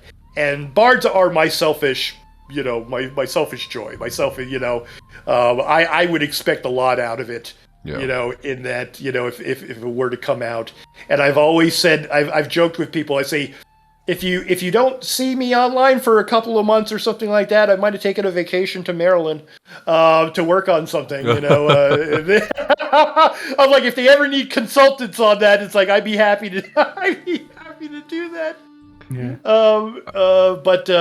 Yeah, I think it'd be such a way to invigorate things, and I think there's a lot of people that kind of want the class, but. You know, it's always one of those things, it's the people around me who say that they want the class. So I don't know if it's something that a majority, you know, you get that in everything. It's like, everybody wants this. No, it's just your small group of friends that you all know. You know? I agree with you. I agree with you. I think it could be a bard or it could be a monk class. You know that last boss in, God, what's that dungeon that, you know, Ollie got lucky in at QuakeCon? What is it? Black Drake Villa. Yeah, Black Drake Villa. You know the last boss? In Kratos? The guy who just has fists, and he's like a fire kind of like bender, you know. Yeah. Like ninja hat you can do something like that, and then I think the only problem with the bard class in ESO is like, how would like, is there like an Elder Scrolls kind of, because they're big and like that's why they make these classes, right? Because it's a kind of lore. There's a bard college and there's a bard. Where it's but are they like combat bards or something like that? Or like what's the lore? I don't know if there's the kind of lore that kind of supports it, you know, which that would probably be the only thing that really holds it back. Is like, is there lore for it, you know, or how much would they want to create for the lore, you know? If they do a bard class, I want them to be really creative with it. Like one idea I had was like each skill is a note. And Yes. you know what I mean? Like, let's say you can make a rotation based on like a song. You know what I mean? Oh my God. You could. Red There is something called like tritones, the devil's chord, and you could have a demonic Daedra chord that goes and messes people up or something like that. There's so much creativity that could, like you said, that could happen in that. So yeah, gosh, it's fun to dream about that. That'd be a lot of fun. Yeah, I think it would work as well. I mean, you think of Bard as a buff class, but they can have buffs that are to their tankiness, to their damage. I Or mean, they even can kung fu hustle Nightblade. bards. You know, you Yeah, shoot out air knives with your strength. Yeah. I mean, like, even stuff like Nightblade, like Merciless Resolve, it's a buff, but it's like buffs your damage and stuff like that. Oh yeah. Yeah, so a lot of things that could be done with that. Yeah, so it's one of those things I say. I always have that knee-jerk reaction of it's like it can only be a buffing class and that's all it can ever be. It's like, well, why? Yeah. I've seen those YouTube videos that somebody puts a explosive in the front of a trombone and tries to shoot it off. That could happen. A sonic boom from a tuba. I think somebody in chat was mentioning the brown note. That's a real thing. Play such a low note that you make somebody poop their pants. Oh no! Isn't that a myth? The brown No, note? that's actually true. I saw the MythBusters do it. Really? Yeah. What do you mean they did? Like, did they just televise someone like, pooping their pants? Well, no, they kind of set it up and so but it is that there's a note that's so low that you can. Well, it's just like you can have a high note vibrate a vase and crack it. Okay. It's the same thing, but what it is that you actually can the intestines and everything has a vibration to it, point. Huh. And so you actually can get a low note that can actually vibrate your intestines to loosen them. Really? That's so very real. Yeah.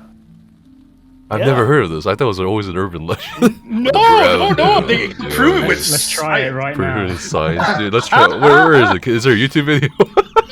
Well, never. Your voice is almost low enough that you probably can test it out on somebody. You just go up to them and go, "Boo." Oh boy. Oh, out of curiosity, what got you into trumpeting, like trumpets? Oh my god! Because I used to play clarinet, sax, and stuff like that. And when I was playing clarinet, I will always be next to the trumpet section. I don't know why they always put the clarinet.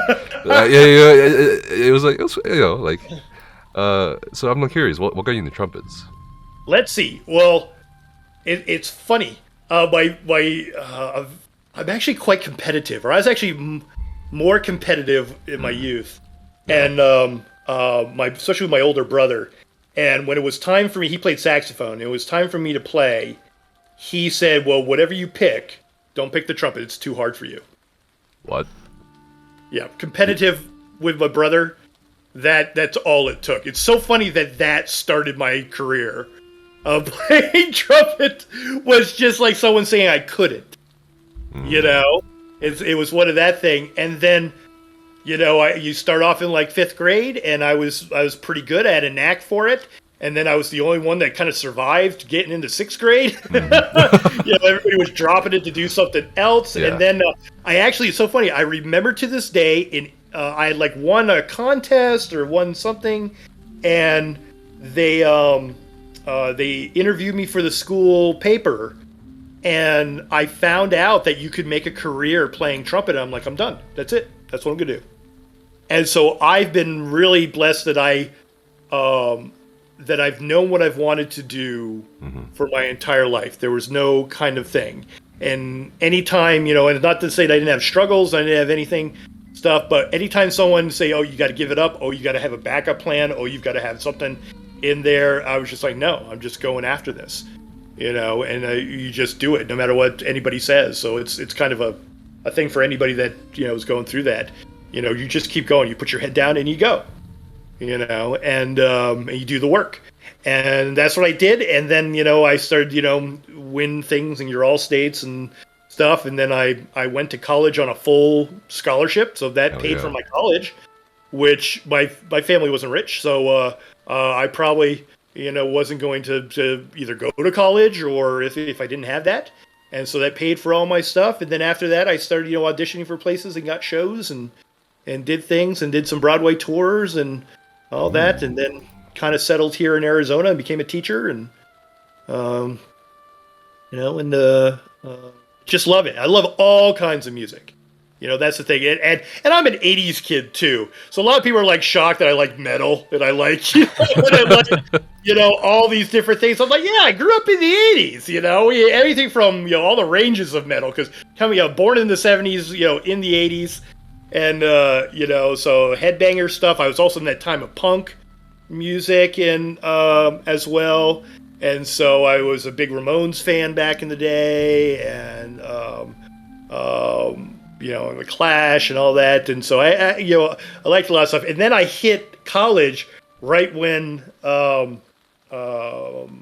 Nirvana dropped and everything, and got into all the grunge stuff. So, which was funny because I flannel and plaid was my look in high school. So. Then when I went to college and all grunge hit, I was instantly popular. People were like, "Hey, you're in that grunge music?" Like, yeah, I'm in that grungy music. Yeah, and stuff, and and they got the floppy Kurt Cobain hair as well. Exactly, So mosh pitting. Yeah. Make sure you stay on the edges. That's pro tip. Don't go in the middle. I don't know why people do that. That's kind of weird to me. Oh my god! You willingly go into a pit, well, not a pit, into the crowd, and then you just violently hit each other. Not hit each other, but bump. I should say this, collide with each other with your bodies. That's kind of weird to me. I don't know. It's just... Oh yeah, it's the same people that complain on the forums. Get in. Oh my god! All right. No, let's. But see. I just loved it. It's for all those the people that they started an instrument and then they wish that they had continued. I was one of those that just kind of continued. I just continued on and did it. It's so cool. How do you play along with metal songs though with a trumpet? Is that something you can do? You can easily do it, probably. Oh, yeah. Well, one of the fun things I like doing is I used to learn metal solos on trumpet just to see if I could do it. Yeah. I've heard a guy playing Enter Sandman on a French horn and stuff. But, yeah. You always love that. And I would always try to find those transcription books where you in the music stores where you'd have all of that. Either metal songs or pop songs or something like that, and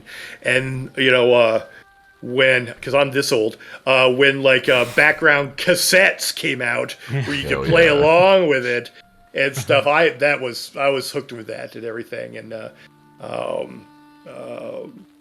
and it's too bad for the DMCA stuff that we have to deal with and stuff, or I would do more of that on stream. Right. A lot of the stuff I have to do is improvise stuff because I'm here, humble brag, because I am a Godslayer of trumpet. I actually do. I have it on Twitch, but I actually we get them a lot on YouTube.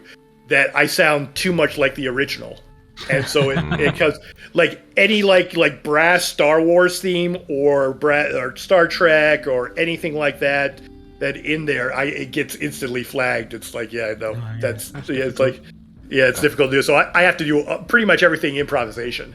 When I do that. Have you considered making YouTube videos of a trumpet cover of ESO soundtracks, Bard songs too? You could do that. I bet people will watch because they're not under DMCA or anything. They're not you can play. Right. Yeah. Right. Well, they had a thing that came out, and I did download them.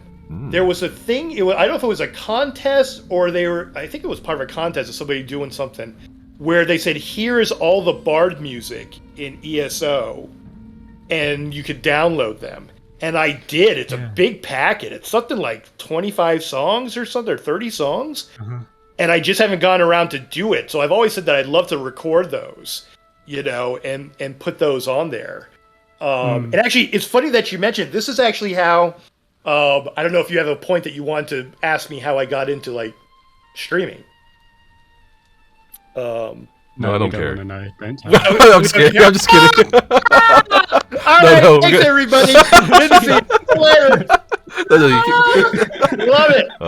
Love it. Go on, please. Well, because it goes along with this story of this is I got known in the community.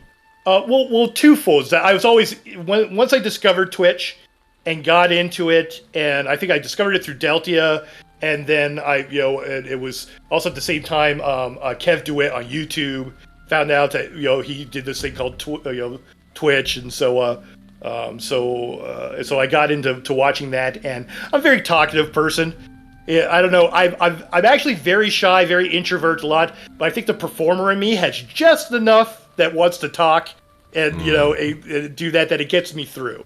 So even though I still get the nerves and get all the stuff, I've just that little bit to get me over the edge nervous wise. And so I like chatting and I got to be known in the community just for being like in Ninja 614s and T the Khajiit, and I became like her mod in there, and they were very helpful and very supportive. And I Ninja's son was taking trumpet lessons. Was learning how to play trumpet, and I said, "Hey, if he needs any help, or whatever, you do lessons over Discord or do something like that, or just needs a tip or something like that, just let me know." And I remember one time he was feeling a little bit discouraged, as all kids do when you have a little trouble, learning instruments and stuff. And so I said, "You know what I'll do? I'll record something for him." So I actually recorded the Morrowind theme on trumpet. And it came out so great, and so I DM'd it, and he actually played it on his stream, and people lost their minds. They thought it was so amazing. I'm like, yeah. When I said I was a professional trumpet player, I was actually a professional trumpet player. But you don't know, you don't know. If somebody said, if Nephis said I'm a professional clarinet player, I'd be like, okay, I wouldn't know, until you actually, proved or did something, and so yeah, people like that, and then the running joke was, it's like, Maddie, you gotta have trumpet if you were to ever stream. And so people were giving me like, funny shout outs like you would do with people, it's like, yeah, have you ever streamed like that? Well, when I decided that I wanted to stream, the affiliate process was actually fairly easy because I had like over 100 people following me already. To start, and you just have to then keep up like an average, and people were just kind of curious, about it, and like, because they knew me, and we have a wonderful community, of course, of supportive people, and they just showed up, and I did my 7 days, and I got my affiliate, and it was there, and actually that's coming up. My anniversary for that is June 18th. It'll be 3 years. Nice. Yeah. So it was just kind of incredible, but that's how I started out with doing the Morrowind theme, and now I have like a bunch of different recordings. I've recorded each of the themes from Test 2, so Daggerfall. What do I have? I've got Daggerfall, Morrowind, Oblivion, Skyrim, and then the High Isle. I did like what they've shown us so far, and then I improvised on it a little bit. So they're like little channel point redemptions in the stream and stuff. Yeah. They're expensive though. I feel like they're so. Or maybe I don't watch enough. But Hey, I love it. I've got my first person complaining about the things like that. Ollie, Ollie, you come in and you ask for one. I'll play it for you anyway. So, yeah. You need to start earlier then, because sometimes you're on at like 3 a.m. I know that's the thing. I always miss people that are the other side. Yeah. So apparently. I'm supposed to be spanking your Snow Khajiit bum with a studded paddle. But I think we're going to skip that one. According to somebody here. Is that from a certain person from Down Under? Chooky. Is that from ChookyWookiee? Yeah. Right. But Chooky is the balance of the yin and yang of me being wholesome and him not so much. He is the balance of that for me, but I've always said that as soon as we get together, we're going to have a very long, uncomfortable hug, and we're going to drink beers together. And have a great time. But we're going to skip that part. I think a lot of people have a lot of questions for you from chat, and then we'll kind of wrap it up. All right, let's see. Let's see, what is this? what is your favorite GTA 5 radio station, Maddie? Oh my gosh. I only played a little bit of GTA 5 in there, and so I wouldn't know exactly, but I always put on whatever that 80s station was on there. 80s station. Like the 80s rock one. Yeah, the 80s rock one. Yeah, that would have been my favorite station. That's a good question. Wow. You know? Did you play the older Elder Scrolls games, or what caught your interest to ESO? Okay, I didn't go, I'm not so far back as like Arena, Daggerfall kind of thing. My first one, I think really just because of I had a computer that could play it, was Morrowind. And I actually went through like where, if my computer was good enough, and if it wasn't good enough for the games, then I would get a console. You know, so I played Morrowind on PC, but then I played Oblivion on console, and then I upgraded to another PC, and then that's when I played Skyrim on, and so I kind of flip-flopped a little bit in there. But I've always liked it. Very confused by it. I was a very confused Morrowind player when that came out. I didn't know what, and I probably still say it wrong. I didn't know what Kityn armor was. And I didn't know, it's just like, oh, that's bug armor? I'm like, oh, okay. I didn't know what that was and everything and stuff. But I always enjoyed it. And I loved that it had something that was so steeped in a lot of lore that I didn't know. You know, it's almost kind of like the same thing with me with like Lord of the Rings. I like Lord of the Rings, and I've watched a lot of the movies. I've read all the books and do all this stuff. But there's still so much like background lore that I don't know. And I love that because it feels like there's more to explore. So I feel that way with ESO. So yeah, I have played a bunch of them. Yeah. Any tips for starting out as a DPS player from scratch, basically? I think this relates back to what you were saying earlier about your journey. Right. With a DPS, I like that whole philosophy. Think of it as you're tweaking your character as you go along. When you start out, hey, having the basics that people can craft you. I remember when somebody gave me a whole Giuliano set, and I was like, thank you so much. That's amazing. And everything. And actually, you guys remember, Giuliano's Mother Sorrow was the set for a while. You know, that was the set that you would use. And at least for a basic set, you know. And so always think of that you're kind of tweaking. And I always say, you know, if you're in a guild or something like that, get onto a parsing dummy on there, no matter what level it is. If it's, you know, maybe not the 1 mil because you just kill it too quick, but and just start to find the flow of the character, you know, of what it does, what things you want to set in a row, and you know, laying down dots versus your spammables and how that feels, you know. Take your time with it. And part of, for me, with DPS is also, when people always ask, like, what class should I play? It's like, well, what do you like the spammable? What is your favorite spammable? Because you're going to be seeing it a lot in there. I can't play Templars. Because... Annoying sound, isn't it? Oh, thank you! It sounds like a bad crash cymbal. I'm like, oh my god. Well, I actually had to take off. I would actually parse with it muted until they changed until they changed it. Was the elemental weapon? Remember when elemental weapon had a lock? Yeah. Oh, there was an add-on that muted it. That would like turn your volume down when you cast elemental weapon. Yeah. Oh, it was horrible. Loud. Yeah. Yeah, I was just like, give me, you know. Oh my gosh, when that became that you had to use that for parsing, I'm like, oh please. And that so little things. I am very finicky with those kind of things. I'm like I can't play Necros because Bob is stupid. Who's Bob? Bob is Blastbones Bob. Because Blastbones Bob, you know, and I think they might have tweaked it maybe a little better, but he tries real hard. I love Bob. But like when I want Bob to go off and kill something, and he just comes out, stands there, looks around. Where do I go?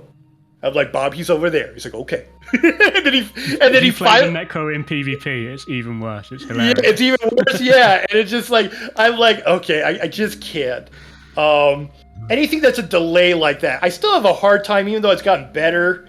I have a hard time with shocks from wardens because you cast it and then nothing happens for 3 seconds, and you're like, it's like I'd almost rather have a channel or something like that. I have a hard time with that. And so there's little things like that because you do them so much that take me out of a class. So I always say, if you've got to like the abilities of your class. And that's actually why I went with Magblade, because people were like, it's like, wow, Magblade has a very high learning curve. And I'm like, yeah, but none of the things annoy me. It's just like, Twisting Path doesn't really annoy you. And, you've got, I had the hardest time using channel acceleration because of the it takes 3 seconds. Cast time. The cast time. It throws me out of thing. I'm like, oh my gosh. So anytime there was a set, actually that was part of why I became Khajiit. Because of the crit damage stuff. Right. I'm just like, I don't have to run channel acceleration, sign me up. So I always kind of say when you're doing DPS, find something that you like, that you enjoy doing with that, and then just kind of learn the ins and outs of it and tweak. I love that word, tweaking. I'm like, learn what skill, what order, what things to do, and we know that with metas and things changes it might do. But I always say do meta, or try to do meta that's at try hard, not try hard, but I try really hard. Do it up to a point and that works for you. Mm-hmm. Because none of us, do as high a DPS on a parse, in a real situation anyway. So when you're going around and doing stuff, don't think that you have to have all of the skills. For a long time with Magblade, and actually still towards the end when I finally just said, you know what? I've given you your due. Because I love my DK. My DK is so much more friendly towards me, and I never knew about it. Is that I would not put anything but like Inner Light or Camo Hunter in the 5th thing, because I could never get to it. My hands just couldn't go. Stretch, yeah, it would be like a stretch to it, and I would mess up. And I'd hit 4 or I'd hit 6, because I'd overcompensate. And I'm just like, I'm like, I can't get to all these skills. I don't want to use them. So I would have thought as a trumpeter you're using your little finger and stuff. Well, it's either 3 or the 4th, on there, so I don't get to the 5th. Oh. Yeah. That was my same problem with Guitar Hero games, because 3 buttons I'm fine, 4 buttons I'm a mess. If you got to go far. Okay. A couple questions earlier. Let's see. Oh, which Broadway productions were you in?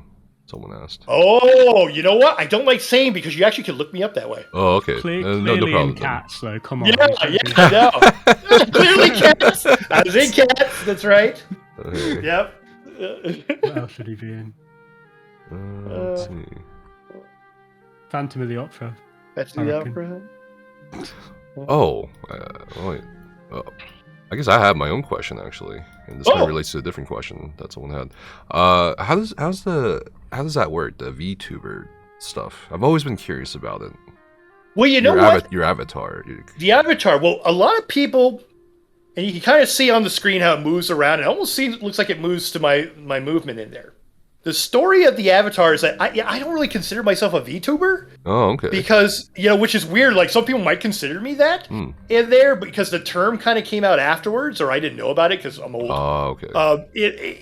In there. But what it is that I never planned on it. I didn't know if I was going to use a camera or whatever. I started out with just a picture of my character on the screen, because you start out, you don't know you just need something to cover up chat. So you don't have somebody, doing something. So in there, and I had one of the first person that I had in my chat when I first started.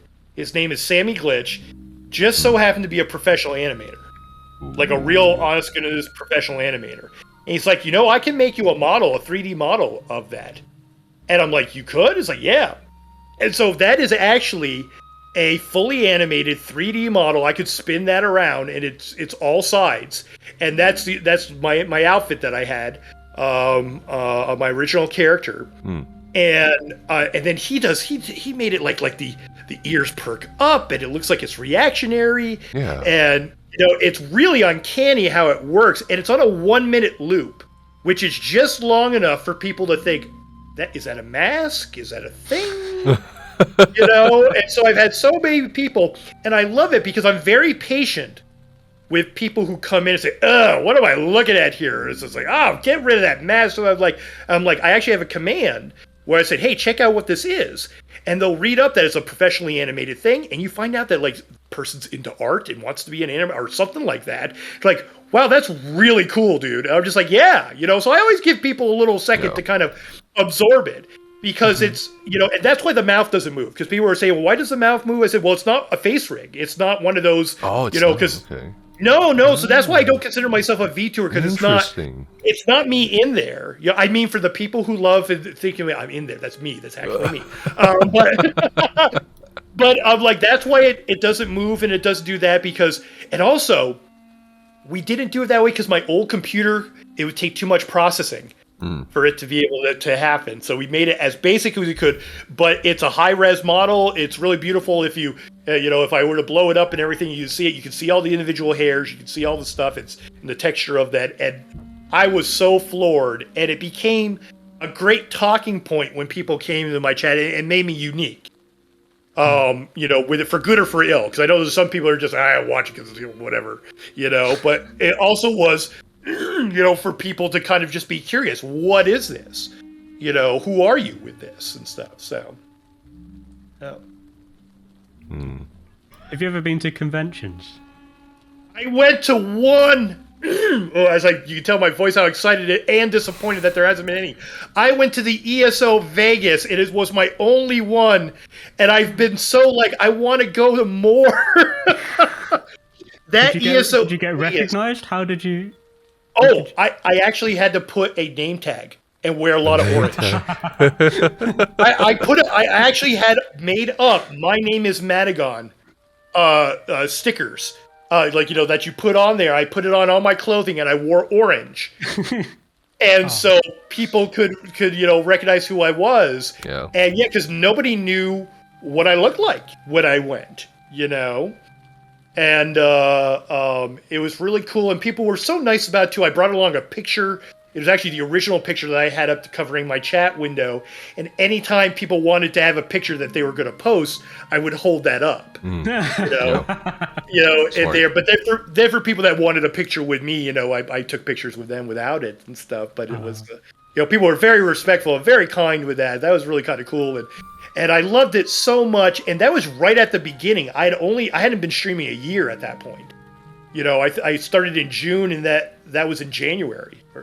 That the ESO thing was, and but it was in Vegas, so it was pretty close to Arizona. So I'm like, I could go to that one, and it wasn't too expensive because it wasn't TwitchCon or something like that. And gosh, I hope we are able to get back to where we could bring that back, because that was something really special, And a lot of people who talk about it, like me, it's not in any way of gloating. I was like, hey, I've been there. It's like we knew how much fun, because it was think of a TwitchCon, but it's just us. It's just us who know within that ESO community. And so we all got together for breakfast. We all went to the seminar. That we all, would go and and see things together and chit chat and have drinks. And, we had our own little community there, and it was really great. So I want to go. I want to have more, of that, because that was pretty special. Yeah. I hope they do something next year. I don't think they're gonna go to any convention this year. I went to PAX East, and they weren't there. I don't think they'll go to PAX West. I don't think they'll go to TwitchCon. So I guess we'll have to wait until next year for the next global review event. Yeah, I think they're actually playing safe, so that's good. Yeah, and I'm for myself, if things came out this year, or other things, with that, I'm I'm still uncomfortable going. I know some people have been going to stuff and everything, but I think next year maybe, we'll see how we get through all the holidays again and see what upticks and things and whatever, and and go from there. But I definitely want to see people and say hello. It's so great to see, and And now that I've been streaming long enough, I want to see people who are now fans of me. I definitely went with a, kind of a wide eye. It's like, oh, there's Rich Lambert. It's like, oh, there's Ninja 614. And I'm like, I went nuts over a K-Pow. I went nuts. I was just like, I looked at her, she looked at me, she had no idea who it was. I'm like, K-Pow, it's Maddie. She's like, ah! Everything. And it was so great to see people, and do that. So it was really special. I had never gone to anything like that before. A reveal thing. Right. That was like, I had just watched that on G4 TV back in the day or whatever, or the E3 stuff. I'd never been front row and a thing and cheering on my favorite game for a reveal, and that's something special, So I'm looking forward to more of those. Yeah, I'm sure they'll have it for those 2 projects that they've postponed. Maybe. Yeah. Lump it all in together. I think we have 2 last questions. Maddie Khan. Oh, that'd be interesting. That would be interesting. Well, it's a Maddie Khan, aka Pancake Breakfast. So I'm just making pancakes for everybody in there because I love my pancakes, and I have imagination streams because I don't have a camera in there. But like I'll sometimes start like on a Saturday, and I'm just making pancakes and saying hello to people in the morning. And have a little chit chat and coffee, before we begin the day and stuff. But like food is a big thing. I always say, if we don't want to spend a lot of money on con, we just designate a place for everybody to go. Actually, I think Nephis, you were talking about some things at one point of trying to do something where it's just, we just want to meet up and hang out with each other. We don't need a networking, juggernaut paid $400 or whatever to go see, Yeah, I wanna. Me and Delty were talking about it. I need to actually catch up with him on it because I think he wanted to do it in July or June. I forget which. I just need to see. And I think we were thinking Colorado just for like a meetup. I don't know about like a whole con thing just yet. Maybe like in the future, years from now. Right. Yeah. For just right? Meetup, just a meetup. That'd be chill. Yeah, that'd be nice. Do that and then go to places to go eat and hang out and I think something like that would be lovely. Yeah, for sure. Because we got such a great community, and we, I think, we just want to hang with each other. Yeah. Last 2 questions, and that'll be it for today. Thank you so much for coming on. I appreciate it. Yeah, you're welcome. Thank you so much for asking and having me. Really appreciate it. I wanted to be on for a while, so thank you very much. How many Broadway productions have you been in?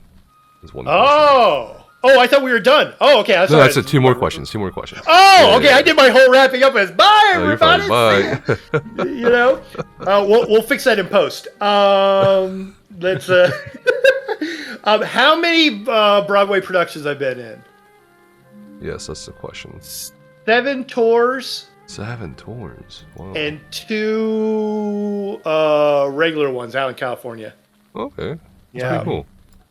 Yeah, it's pretty neat. Well, the fun thing is that when you get a tour that goes out, they need players in every cities and stuff and everything, so you can always pick up some in there. And sometimes, and you have kind of a decision sometimes if they like you, if you want to continue on that tour and go through all the different cities and stuff, or if you want to do it regional, or what. I've got a friend who is a percussionist who did like one of the really big shows, like actually that one I could say because there's multiple tours and stuff. It's the Lion King, and he just did Lion King tours for 10 years, and that's rough.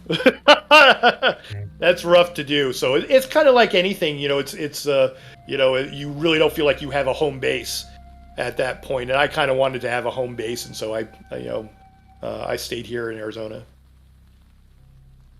Alright, last question. Maddie has not made life-size Khajiit puppet for the conventions. You could cosplay as yourself, got a little like rubber mask or something. Yeah, a little rubber mask or something like that. It'd be hard to breathe in there. Plus, I've got glasses. Yeah. So it's like, I always kind of think about that when I do stuff like that.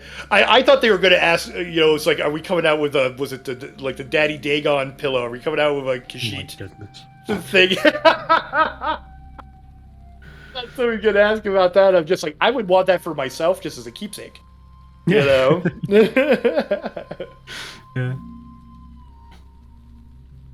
All right. But yeah, that'll be the end of the 23rd podcast. So thank you again, Maddie. Appreciate it. Where do we find you if we want to watch you? Okay, so Twitch.tv/Madagon. Twitch.tv, #Madagon in there. Twitter is Madagon is here, because Madagon was taken, and so instead of Maddie is gone, it's like, no, Madagon is here and there. And then if you look at any one of those things, you can find my YouTube and stuff. I got a small YouTube. I'm working on it. I'm working on the YouTubes and stuff. And I don't have time to edit like I should, like I see a lot of wonderful people do. And so they're kind of just one take things a lot of the times and stuff. Okay. But I like my little build videos. You know, there's so much great stuff out there. That's why I do my dad builds. I'm like, okay, here's the New Balance shoes version of this build. Oh, dear. And that's well, thank you guys. Thank you so much. Yes, appreciate it. No, thank you. Thanks so much. Appreciate you. Take care. Lots have of love. a good one. Lots of love. Yeah, be kind to everybody. For sure. Be excellent to each other. I'm waving too. You just can't see. It's underneath. See you later, guys. All right. Take care. Thanks, guys. Bye. Bye.